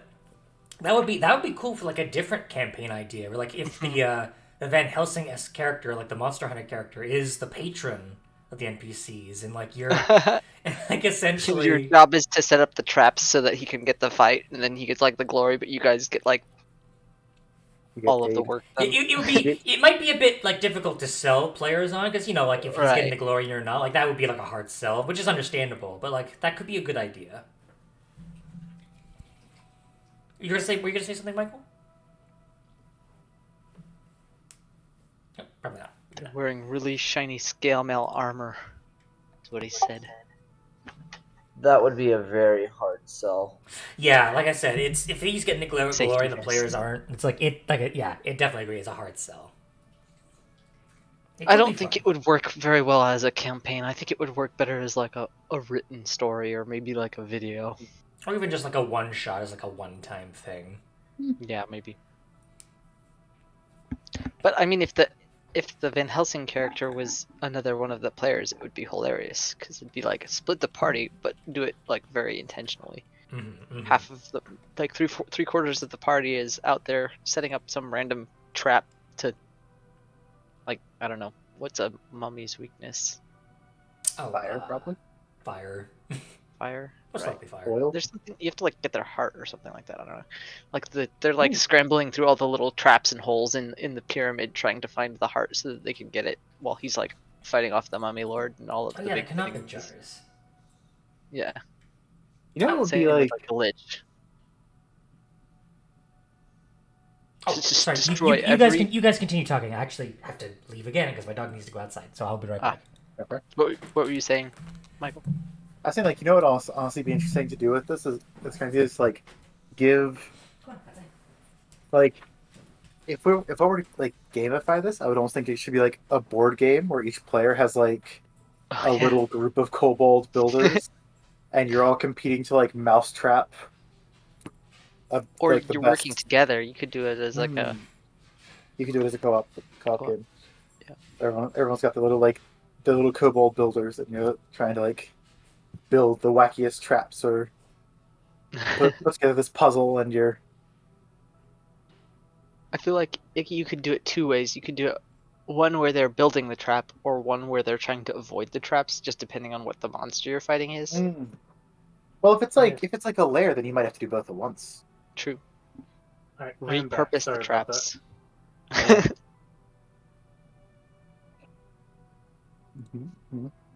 Where It's just so like recyclable. It feels like. Yep. Just like, okay, you're going up against Frankenstein's monster. You guys have to corner it in an area where you can trap it with fire or something, or you have to like have it hit with lightning, right? Like One Ring style, destroyed by what made it.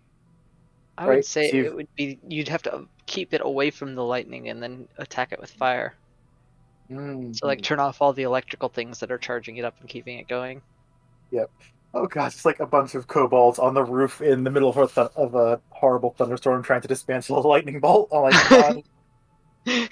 Faster! All of these nuts are in different sizes. What the hell? It's sparking, jump back.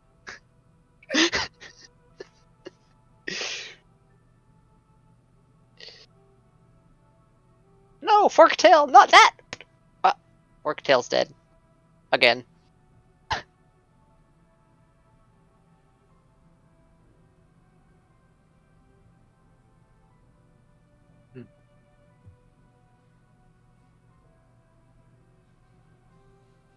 And like the really easy level is you're just fighting a bunch of goblins. They have bad traps, you have bad traps. Bullying them. Just absolutely.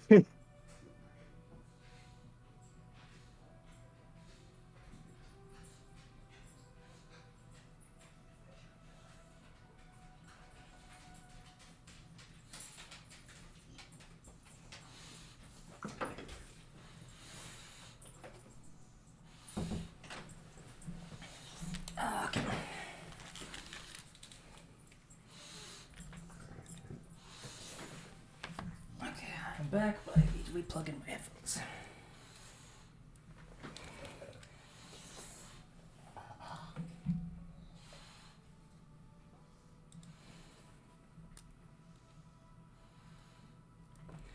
Okay, is everyone back? As far as I know. Okay. Then that means... change back that. There we go.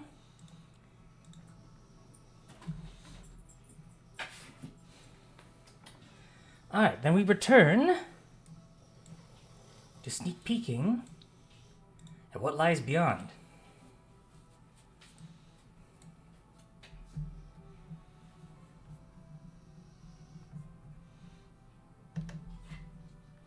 So, where do you take the arcane eye from here?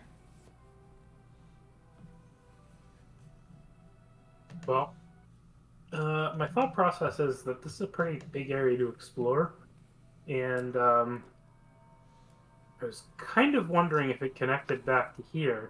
Considering it doesn't, I might drag it all the way back and try and push down into this space and see what's down this way. Down south? Yeah, like bring it all the way back here and go down that way. Because that's why I was poking into this corner down here, was in the off chance that it connected back. Alright, so you will see this massive cavern.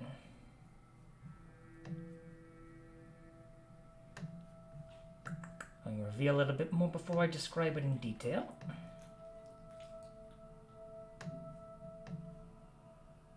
Just a thought, are you moving around the streamer's site? Yes, I am. Don't worry. Oh, good. So let me see here. I just need to reveal it first, and then I can move it over here. Oh, that's a lot more building. All right. So that particular cave. Had to flip back and forth between pages. Ah, yes, the Toppled Spire. You can see the top of a partially shattered tower rests on its side in the middle of this 30-foot-high cavern. As particular to many of the higher roofs, long icicles hang from the ceiling above this spire. North of this tower, however, is something that is quickly brought to your attention, as it is a 15-foot diameter hole in the floor that seems to be the upper end of a tunnel leading downward. A hole, you say? A massive hole. Like a burrowed hole, or like a ditch? For Hawks, because he's the one who's looking at it, Hawks can go ahead and roll. Let's see here. Roll a nature check for this one, actually.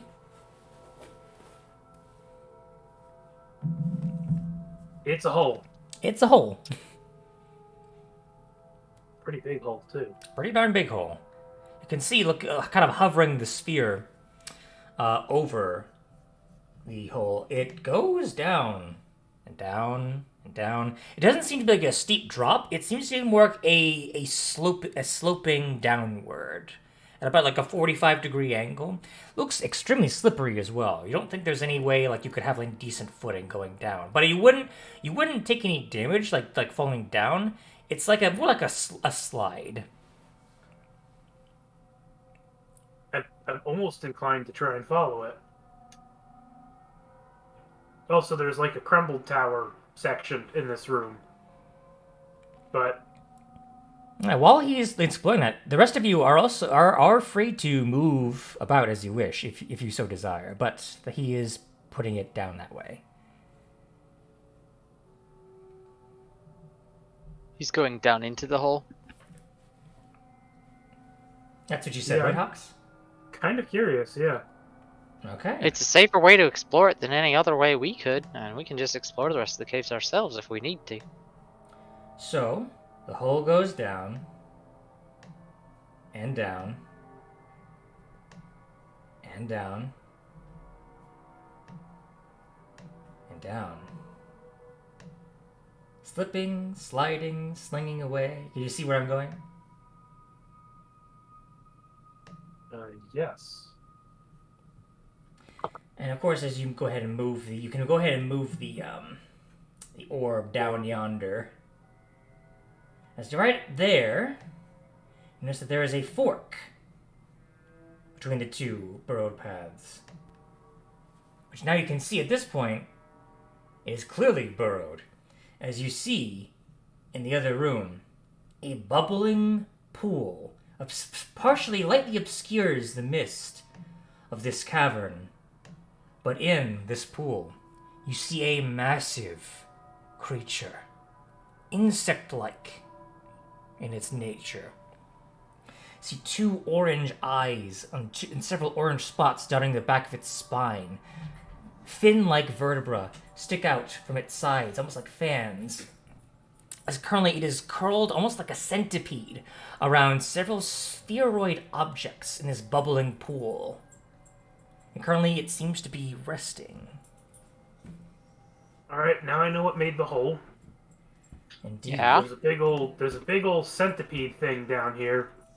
It's sleeping in a hot spring. At least that's what you think at first. And you realize, wait a second. You see, as it flares up its fins, the water gets hotter. And you're thinking to yourself, oh no, it's making the hot spring. Okay then. Well, that's, it's a big heat bug. What's more, there's a tunnel that leads down this way as well. However, it seems now that there are two different tunnels. Each seems to be made by a different creature. One heading down this direction, and then the one staying in this direction. Is there anything else in this thing's nest? Yes, there is, in fact. No, this doesn't need a perception check. It's actually quite easy to see. You notice, as you get into the chamber a bit more, you notice that, of course, there are more ways of entry and exiting. Sorry, I'm losing the stream. There we go. Had to fix the map on the right location. As you are taking a closer look, you notice directly to the south Of mother, there is a child version of this creature, of what appears to be a juvenile, amongst several other egg-like shapes, it seems. Okay.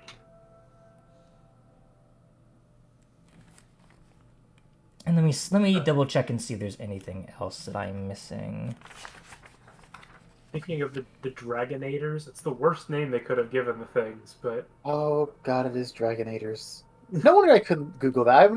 I keep being surprised by Monster Hunters. Monster Hunter's deep lore. Disappointed as well, right?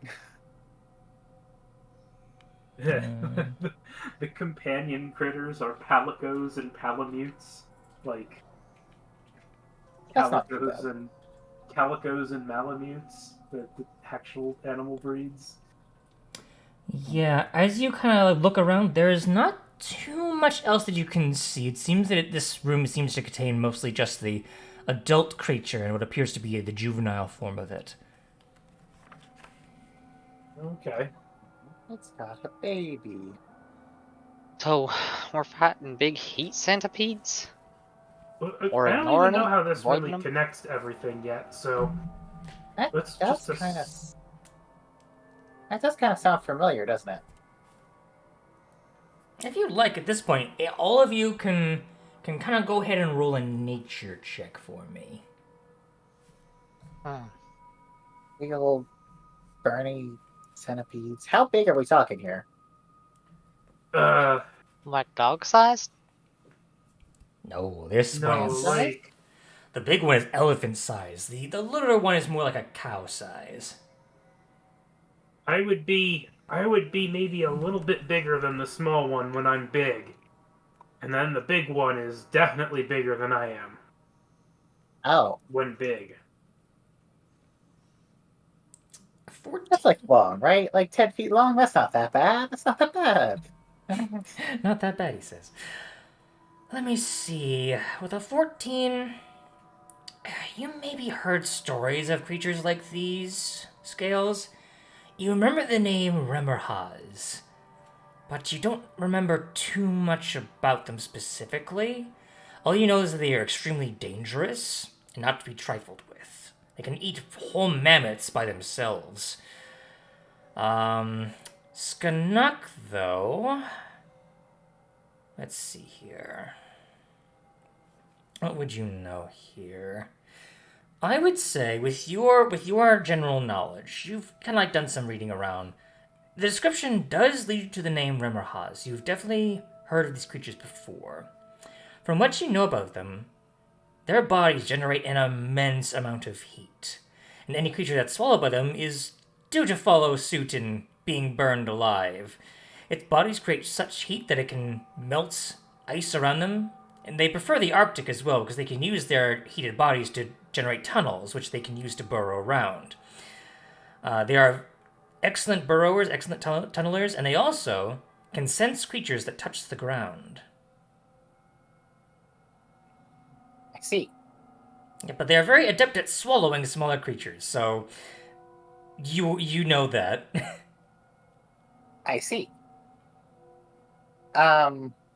How do they feel about like would I get any like weaknesses or particular strengths or anything from that? Or with a soft 20, you don't know of any weaknesses. All you know is that they are definitely, because of their heated nature, as both an Arctic creature as well as a creature of fire, they are, you would assume, and from what you've heard, are immune to both cold and fire.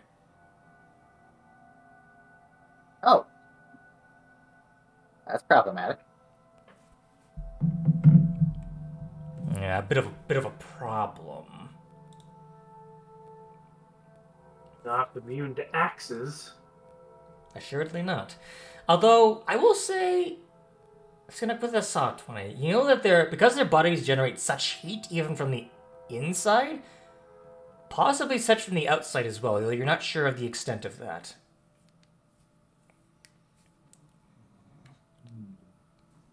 But that's as much as you can gather. And currently, the creature does not seem to register the presence of your eye as well. Well, if they can burrow through ice, that completely and that quickly, then I guess they're probably very hot to the touch. You would very much assume so. In fact, you're quite sure of Okay, it. well, yes. So, like, if this is a huge Remoras and is making that big of a hole. It's essentially creating. You can basically, just from what you're seeing, it's generating this hot spring on its own with its own heat. Oh, that's bad.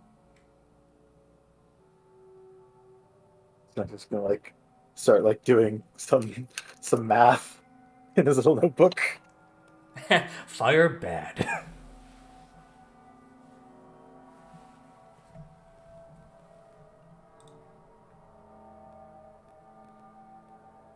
Well, maybe don't touch. They can also swallow you, so yeah, no touchy.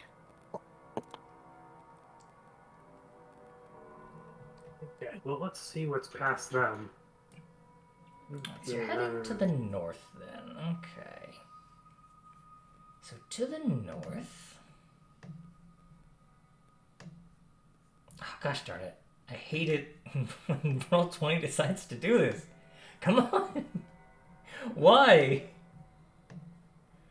Reveal. There. You know, there's a part of me that just kind of wants to walk around and explore in person. But heads up about the giant centipede monsters is actually pretty valuable information. Let me see. And the Well, how long does monster? How long does this thing last? Right now it's been about 50 or so minutes. It moves somewhat slowly. Let's see. Right now, this cave that you're looking in appears to be empty. Seems to be a normal cave around 10, 15 feet high. It kind of varies depending on your location when you're looking through it.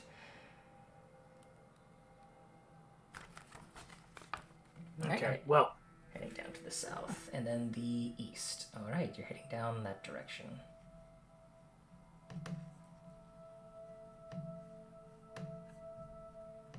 Alright. As you head down this way, you become aware of more hot springs.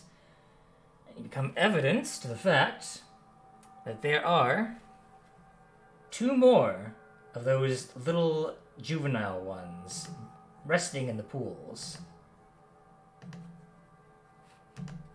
Okay, so a whole lot of bugs. So maybe we avoid the bug tunnels. Yeah, right there and there. We also ought to watch our feet if they can burrow up from underneath us. Maybe we feel it first, if it's warm or if it's melting underneath us. Oh dear. And there might be rumbling too. Who knows? Depends on how fast they go, I guess. Heading down that way, you come across another hole. And given space and proximity, you assume that tunnel connects to the other one as well, giving a little bit of time to look. Okay, well. So, what I'm seeing is that there's a whole section of these caves that is just territory for these things. And we should just kind of treat it as such. As you look inside this area right here, doesn't appear to be anything in this cave either. It seems to be just an empty side tunnel. Alright. And then heading up that way, it appears to be a hole leading upward.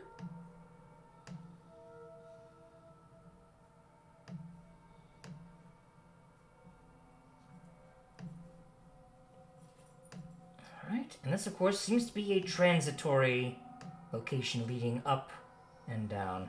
At this point, however, you feel the magic begin to fade. And suddenly your vision shifts back. And the orb vanishes. Okay, well, that was very enlightening, don't fall down any big holes.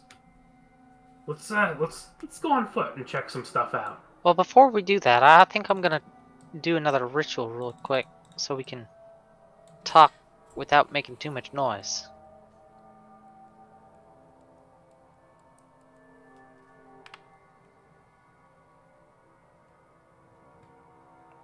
I've been setting it up a bit in the background while you were talking about those big bugs. But it'll just take a little bit more time.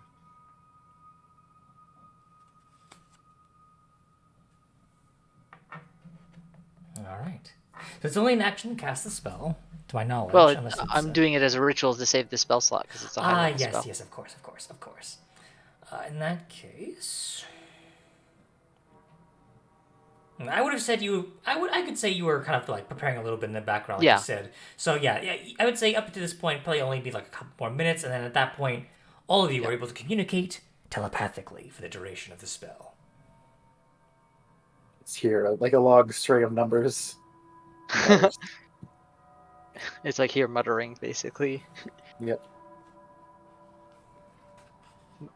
This way we don't alert the vampire kobold question thing.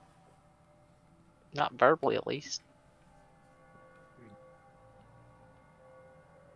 Yeah, I don't know what that's all about either. Let's go check out that head. Indeed, I would very much like to investigate that, Lynn says as she follows behind you. Oh boy, what are all these heads?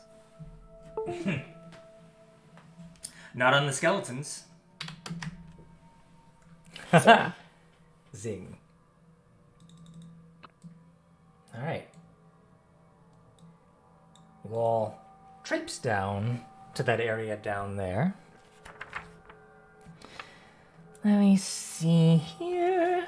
Alright, so as you enter this cave, you notice what you had seen before, the two pinpricks of golden light suddenly shimmer outward, and you see two yellow pupils staring back at you, at all of you. Oh boy. Blinks in, blinks out. Hello. The golem's head stares at you. Ah, yes, I believe this to be an iron golem. Very, very dangerous if fully constructed, but thankfully not so.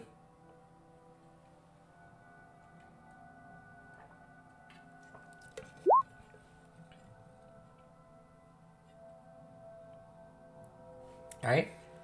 You warily begin to approach it, Skanuk.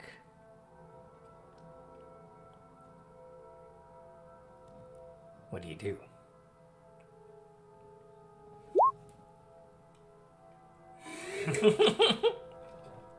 As you kind of hold the wrench up and the notebook, the eyes look towards your direction. Nobody moved.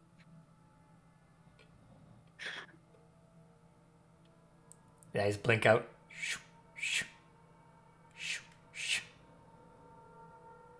Blinks at you twice. Hello? Eyes begin to dart around a little bit. Oh, hold on. If it is indeed a Netherese iron golem, I don't believe it might speak the common tongue, actually. It might actually speak, or at least understand, the golems don't usually speak, it might understand Loras, the Netherese tongue, language spoken by the Netherese. It's a dead tongue. Very few creatures in the world today would recognize it, much less speak it. Uses some of the Draconic alphabet in its written form, but the spoken language has some similarities with Elvish to the cultural influence some elves had on the Netherese civilization. I don't suppose... well, no, it's fine. I can actually translate for you, if you so wish. I think that'd be nice. Of course, if you have any questions, I can certainly answer it for you. Or at least try. I don't think it can speak. Perhaps it has some other form of communication.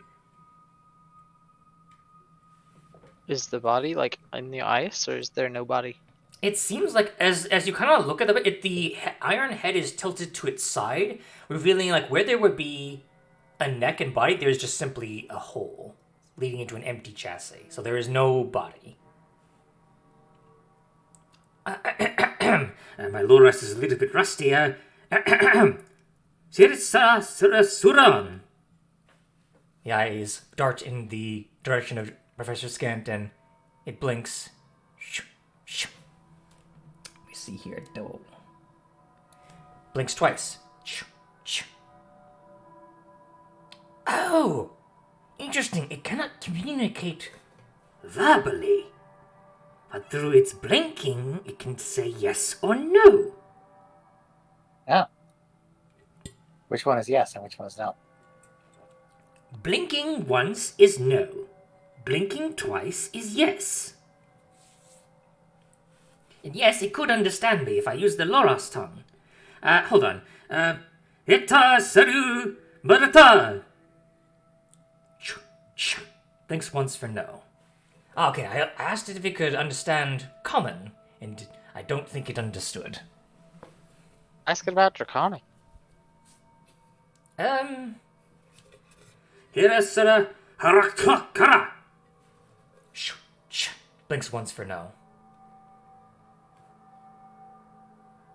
Definitely no on that one. As I recall, it only uses the Draconic script, but not the actual... It depends. Sometimes they use the actual Draconic script, sometimes they use Loros. Netherese are quite varied in their language usage. Here, let me ask a simple question. I'll ask it if it knows where Yithrin is. Varasara Yithrin Hara. No. Drat. I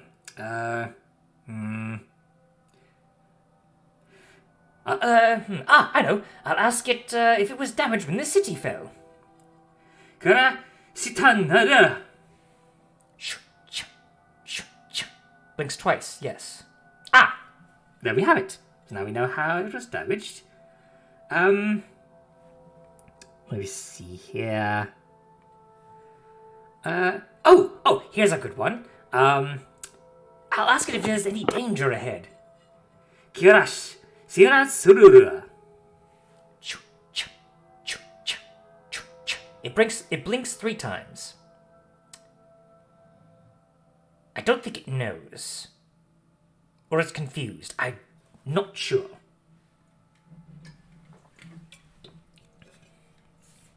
Does anyone else have any questions?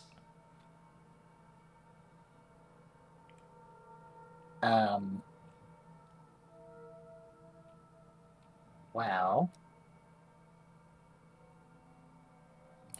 The eyes are still warily glancing in your direction, Skanuk occasionally with the wrench in one hand. Did you ask about its body? Yes, well, I didn't ask about its body, but it said it was damaged when the city fell. Hira, Bodisi, Modera. No, it doesn't seem to know where its body is. That's unfortunate. Is it powered by magic, I'm assuming? Most assuredly, yes, but, there's also which is yet to be seen. Normally, golems are powered by elemental earthen spirits, forced into a constructed body, but, normally you need the whole of the body for it to work. Most likely, the spirit of the elemental probably shafted itself into the head to stay alive. The body is most likely inactive wherever it may be. So, if we find the body and put this on it, would it just, reconnect? Oh, most assuredly. Huh. That's something for later.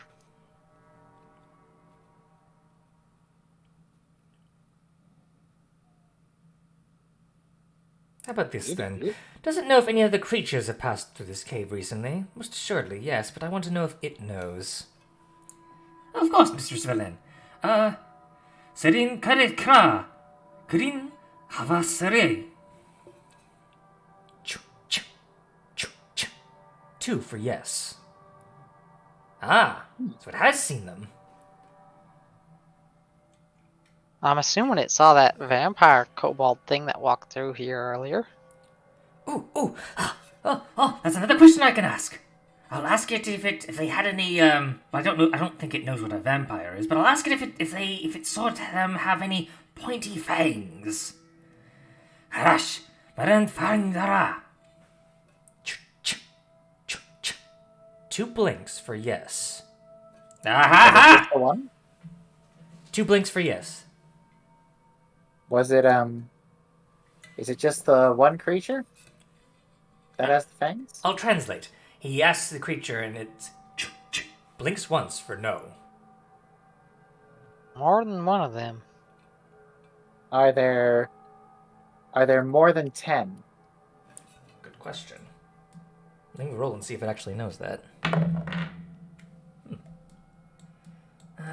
Let's see here.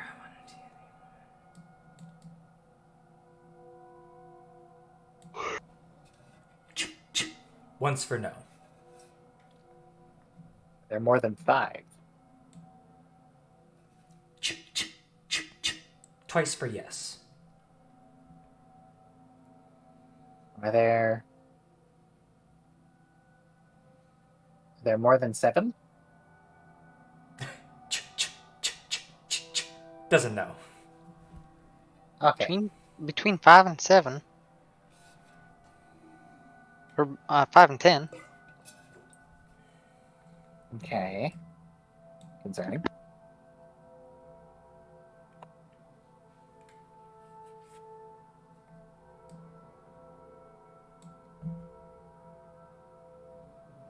Fun.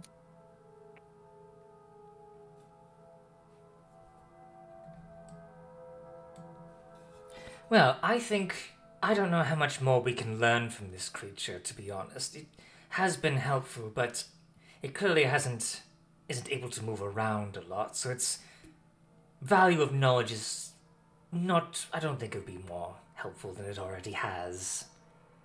Oh, but Miss Bellin, I'm learning so much from it, Professor. I believe we should move on. Though... Very well. Hera Sara Marata. The golem just stares. I told it thank you for its help. Yep.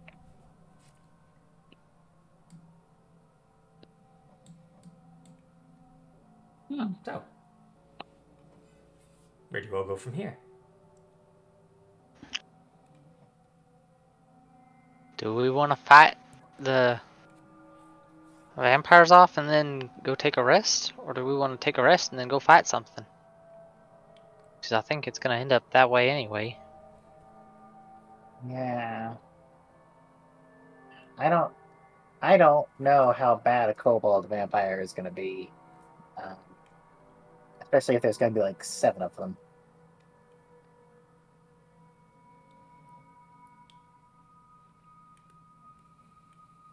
I would like to bop them with my axe, if possible. Yeah.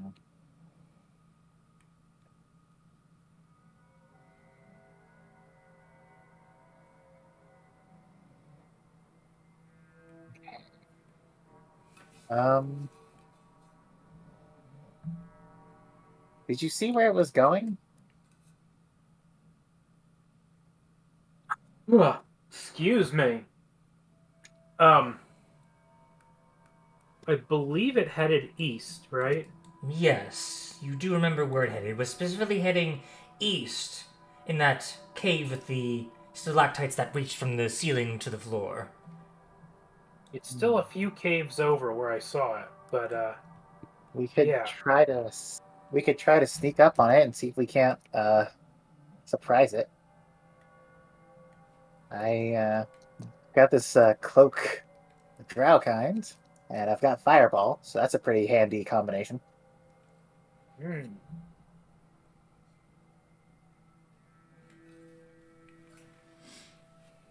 Okay, that works for Well, me. Let's blow it up. if they're weak, I might be able to do something about them. But who knows how weak they are? I mean, speaking from experience as a kobold, if it's a kobold, let's just say that weak is, maybe a term that gets associated with us sometimes unfairly and sometimes with complete accuracy. We also have to consider they've been down here for a long time, so I don't even know. Vampires have to eat like blood and stuff, right? Is there even anything down here to eat? Oh, there was at one point apparently. Yeah, well, I don't think they probably had them Burning for a long centipede? time. Maybe. Listen, I'm all for being optimistic about kobolds fighting things, but that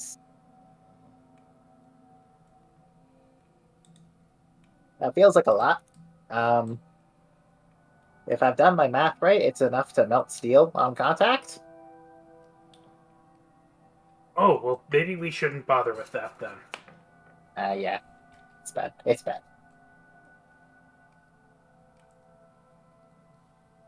So continue on and face the kobolds? Yeah. Yes. Alright. After all, we have the advantage against them. We're koboldier than they are. It's true. I doubt they've killed a god. It's unlikely, but I'd like to think that it's still possible. I guess they've had a lot longer to try. It's Mistra's dead, right? Maybe. Mistral turned into Mistra, right? So, I guess they could have been involved in that. Okay. Oh wait, wasn't there something fucky around this cave as well? Oh yes, but Hawks did not roll high enough to determine what that was. I see. He definitely felt something weird about that area. It's a spooky cave. More spooky than kobold vampires. Oh. That's problematic. Let's go check it out. Or maybe it's as spooky as them. It might be spooky.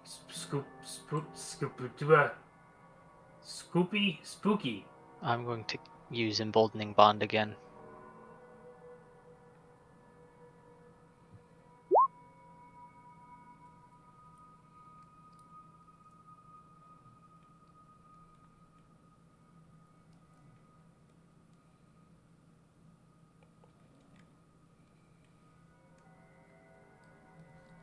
Alright, so does Scales wish to drag his token to connect with the rest of the party?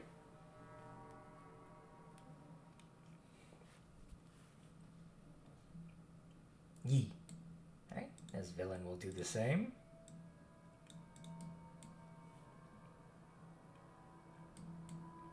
Alright, so what's your entry into the next room?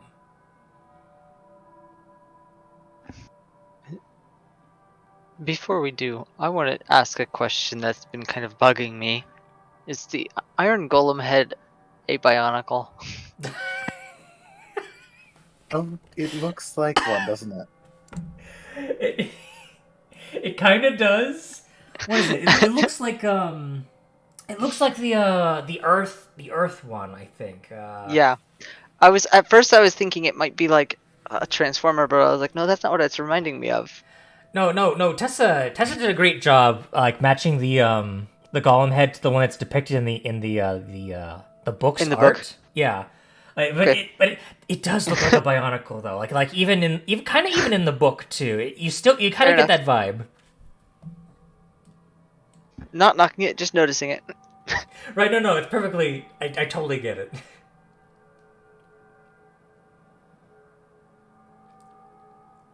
Shoot! Now I want a bionicle D&D campaign. No, don't distract me.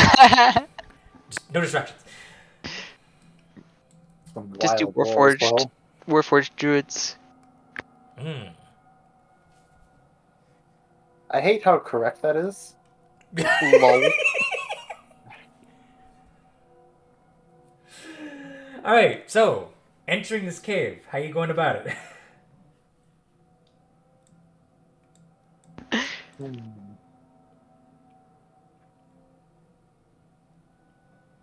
Anybody Wow. see anything? I see ice cave. I What will do our keep my bold eyes shield up see? and step Well, forward. you know you're not dreaming. Yeah, it's in a cave. Very important. Hey, Alright. just so you know, if you're in here being creepy, it's real, man. It's real. Not a dream. Alright. Go ahead. Let's see. Go ahead and if you're going to enter into the cave, go ahead and enter. So step a little bit more. Right. And how far are the rest of you following? Yes. Alright. You know what? I'm gonna go ahead and make my cannon. Fair enough. Go ahead. So I think force ballista is best ballista. So we are in an enclosed area. We'll Nice. probably get away with fire. But Alright. So as those of you who are entering, go ahead. Actually, what are your passive perceptions now I'm thinking about it? 14, I think. Hang on. 14, Well, 14, 12, 15. I was wrong. 15. It's 12. 15, but we're in darkness, so it's 10. Yeah, 15, 12, 15. There's no source of light here. Oh, Villain brought a light, didn't she? She did bring a little bit of a light, yes, but it's very, So very then- dim. Then it wouldn't be darkness. It wouldn't be total darkness. It would be normal, so it'd be 15. Right, we're counting this as normal for now because Villain has a tiny bit of a light with her. Right. Then 15.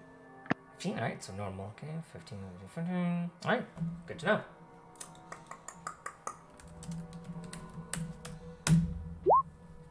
Okay.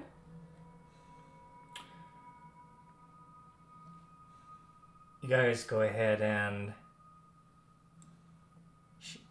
move forward.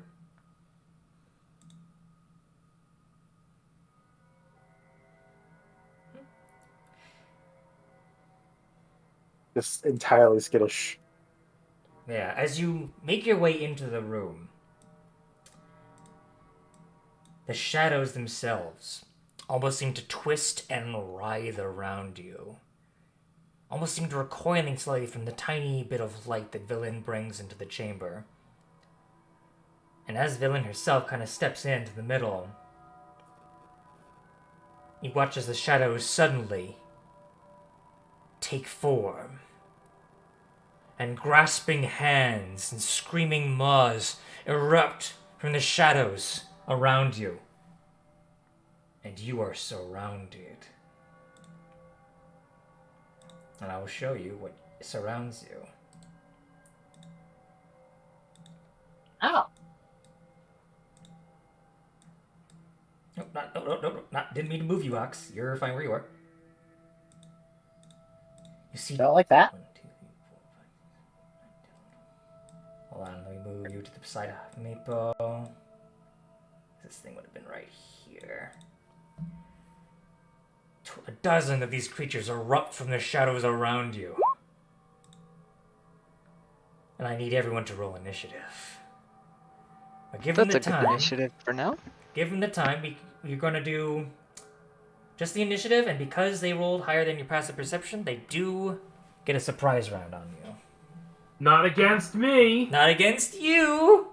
Quick. Because of the storm rune. I cannot be surprised as long as I'm not incapacitated. Yeah, boy, and I believe, does Scales also have the alert feed, or am I thinking of someone else? You're thinking of someone else. I think of someone. Okay. Well, this is gonna be Question. bad. Question. Yes, what is your question? Would I be able to identify these when I see them? Oh yeah, go ahead and roll a religion check for me. I'll let you do that, even though technically you're surprised. Right. 14? I'll say, yeah, 14, they're low tier creatures. I think that's enough. These creatures are clearly the shadows and specters of some poor souls who fell long ago. You would know that these are undead creatures. Okay. That's mostly what I was looking for. Okay, so that's slash R120 plus 2. So when we add their initiative, okay, they actually roll pretty low. Good. Lol. Lol, said the scorpion. Lamau. Scales, go ahead and roll initiative as well, and I'll roll for Valin. I don't get to add the D4 to initiative for Emboldening Bomb, do I? You do. Oh, I I just might realized try to do that means I can do that too. Yeah. I'll take it. Okay, well then Delicious, I'm at an delicious 8. 14. I'm at an 8 tied with them. What's your dex What is modifier? there? +1. They have a +2. No! It's okay. I'm still not surprised if they have any benefits from surprising me, so I can use my reactions to potentially do stuff. True. Like make them hit each other. And then laugh at them. And their stupid shadowiness. Stupid sexy shadows. Let's see here. Okay, That's not the direction I was going with that, but okay. I know, I'm making a reference. A bad reference, but a reference nonetheless. Alright, then that means the shadows do get to go first with the surprise. You see, one of them is going to swing with advantage against you, Skanuk. What's the advantage from? From sneaking out, from hiding. Because they Right, have an ability so- called Shadow Stealth. Gotcha. Let's see here. So specifically, they have a +4 to hit, so this is 1 against you, Skanuk. Does that 15 hit you? Nope. Okay, no. Shadow's grasp, but it does not reach you. One is going to go for you, Scales. A soft 20 to hit you, Scales. Most definitely. Alright, so that is going to be... It's going to be 12 points of necrotic damage. And your strength score is temporarily reduced by 1. Oh no. That's gonna be so bad on this party. Because, like, okay, well, Poxy's the only one that uses strength, right? But all of us have very low strength score. That's going to be, let's see here. My strength isn't that bad. These ones. Well, I'm sweating. These two are going to attack your turret. Does it even have a strength score? It does, actually. It has all of its stats are 10. Okay. 20 plus 4. So this is gonna be a lot of rolling because there's a lot of them. A soft 20. I can fix that for you. A 20 and a 12 to hit the turret. The 20 is only one of it. Okay, so in that case, the turret will take 10 points of necrotic damage, and its strength score is reduced by 3. Does that affect constructs? Yes, it does. Yeah, I mean, Oh. not in a practical sense, but like, Right. I was wondering if it made an exception for constructs or something. I really should have made the flamethrower cannon. I didn't realize. I forgot. We were in a tunnel. Let's see. Number of hit points equals to 5 times your artifact score. So that's actually quite a tanky boy. Now, Sure is. Indeed. got So 55 hit points and 18 AC. let's see, one of them is going to slip by here and attack Valin. 10. She's attacking the wizard. You know, Oh no. the wizard. An 18 to hit Valin. Does she have shield? She does not, much to my chagrin. But she has 5 extra hit points. She does. She takes 7 points of necrotic damage and her strength score is reduced by 3. Well, that's unfortunate for her. Yeah. She'll live. Probably. For now. I'm working on the mentality that I should wait for like a big hit, like a natural 20, to come up before I use any of my like stopping that from happening stuff. But I'm starting to consider that maybe I should have blocked the one that hits scales, or attempted to. Alright. These, let's see here. These two up here are going to attack you, Meepo. Mm-hmm. I'm not concentrating on anything right now, so I don't have to worry about A that. 17 for the first one, and... 16 is my armor class. Okay, so only the one will hit you. 2d6 plus 2. You take 11 points necrotic damage, and your strength score is reduced by 2. Strength -2. Where is strength? And these 4 will begin to swarm you, Hawks. Okay. You're going to take 4 attacks. So, for the first one, a 21. That is my AC. I need my strength score, so I think I'm going to actually redirect that one at the one right next to it. Okay, the second one will miss at a Honestly- 1917. Alright, so in that case, the one next to it. So the Yeah, one next to it like, would take 5 points of necrotic damage, but I need to double check if they're immune to it.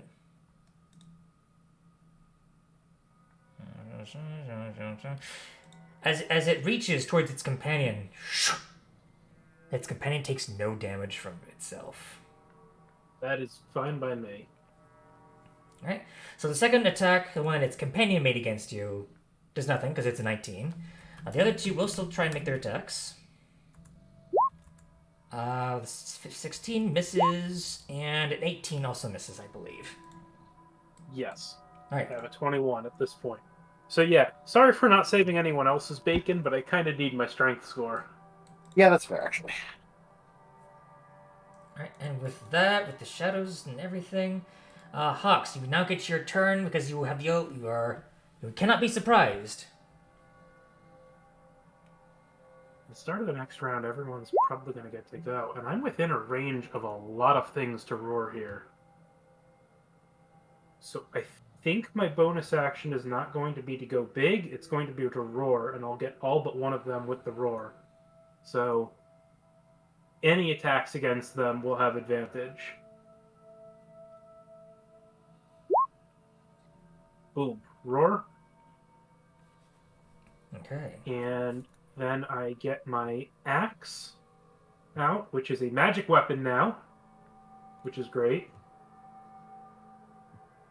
And I will make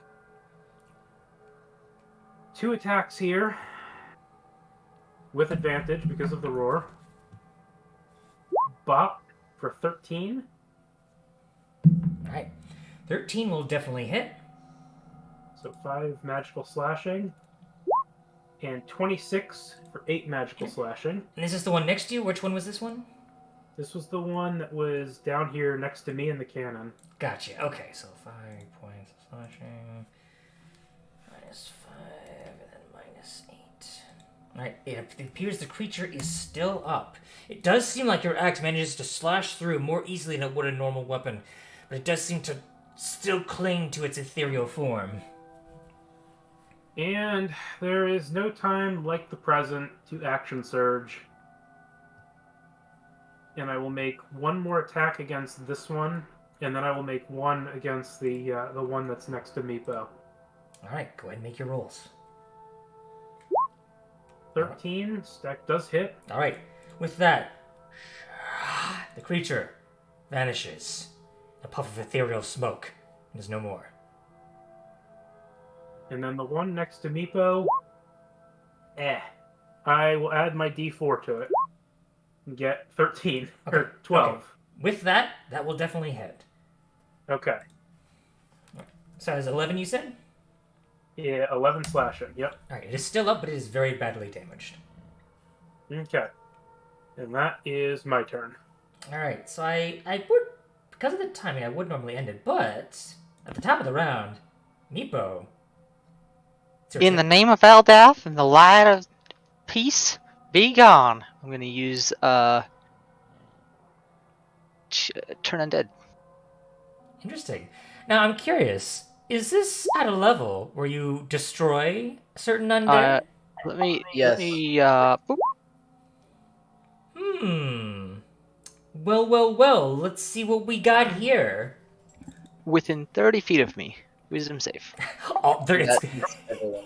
it's gonna get out every single one of them. I know it is. They just have to make the save. If they don't make the save, they're gone. And then the rest of them, it's like, what, 2 or 3 left, and we can just dispatch the rest. Exactly. So let's see. What's their wisdom modifier? Ooh, a straight 0. Let's see how this goes. All right, so that's gonna be Unfortunate. 1, 2, 3, 4, 5, 6, 7, 8, 9, 10. All right, here we go.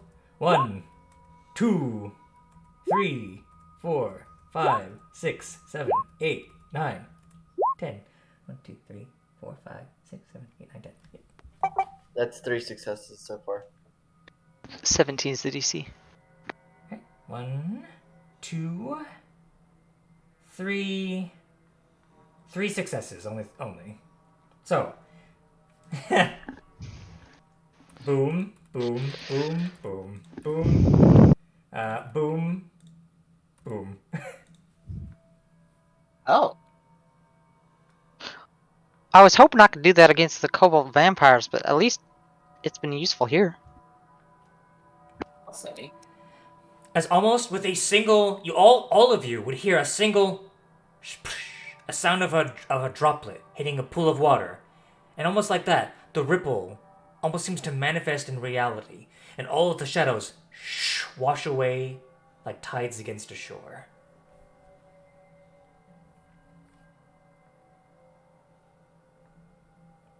That's my turn. That is in fact your turn. Hey Scales, it's your turn now.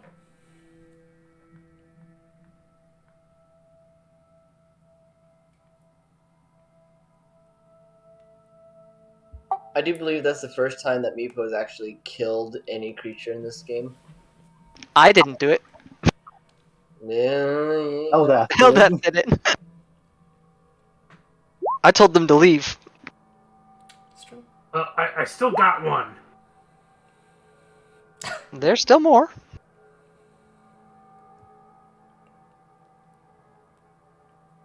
I was like all gearing up to like ask Hawks if it was okay to fireball him, but it feels a bit excessive now. This is more peaceful way of doing it. Fireball. All right. Which one? This one seems to be the most damaged. The other two are undamaged. Gotcha. 21 for 9. Okay, that is actually. Oh, excuse me. That is enough to take it out.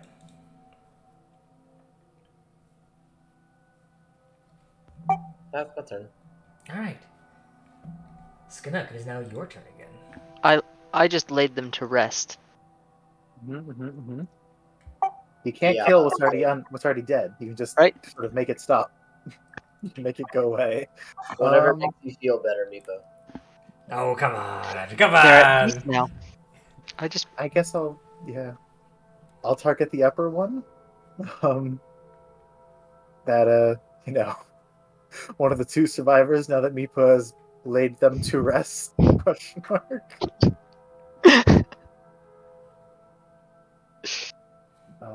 Yep. Firebolt. That'll be 9 fire damage, and then the cannon will also be shooting that one. You said this was the top one or the bottom one? Top one. Top one. Okay, gotcha. 13 to hit. 13 will hit. Okay, that is 11 force damage. That is exactly how much health it had left. Glorious. All right. As almost into quick as a flash, both Scales, you Scales, you shoot out your bolt of fire, and you, in unison, you both kind of shoot out at these 2 shadows. Both of them disintegrating into nothing but shadows. Just the gun line. Exactly, the firing range. Ooh, we're level 11. No, we're level 10. Okay, never mind. I thought we had skipped to level 11 instead of skipping to level 10. Never mind me. Yeah, not quite. You're not quite there yet. You're close. No cigar. Which I was means... thinking, like, isn't cantrip progression a thing? When did that last happen? Yeah, one more level, and then you get that sweet, sweet extra D10 for that firebolt. But until then... Yeah, that's gonna be the Shadow's turn. The singular Shadow. Which it'll really paw at you, Hawks. For 23, it will actually hit you.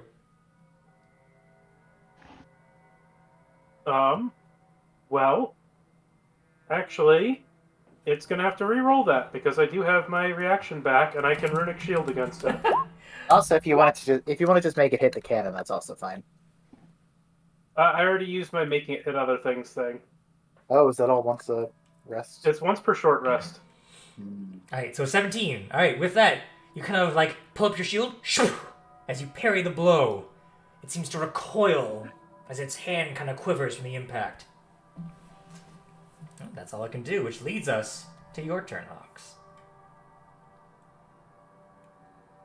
Okay, I still have the advantage on bopping it. Mm-hmm. So, bop and bop. Okay, 13 and 21. Alright, how would you like to kill this last shadow? Pop it. Straight down the middle.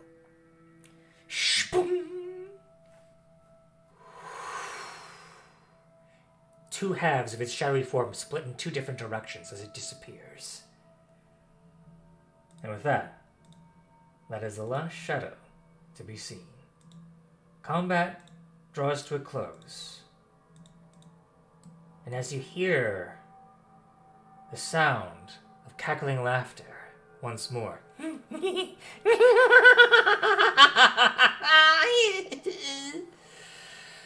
we are going to end the session here for tonight. Cool. So, That was fun. yeah. Shadows, man. Shadows, they are very nasty. If they hit you, even at higher levels, man, they punch a lot higher than their CR would suggest, but they are... Yeah, what is their CR, like 1? 1/2. Ew. I know, right? But like they're in practice, they're basically invisible. When they're hiding, at least. Like, if they're in dimmer darkness, they can basically take the hide action as bonus actions. They're practically unseen in those kind of conditions. But yeah, they are very nasty. So, since we're ending the stream here, thank you all so much for watching, and wherever you are, hope you're staying safe, and hope you have a wonderful night. But until then, bye-bye. Bye. Have a good night. Praise Zelda. Praise out.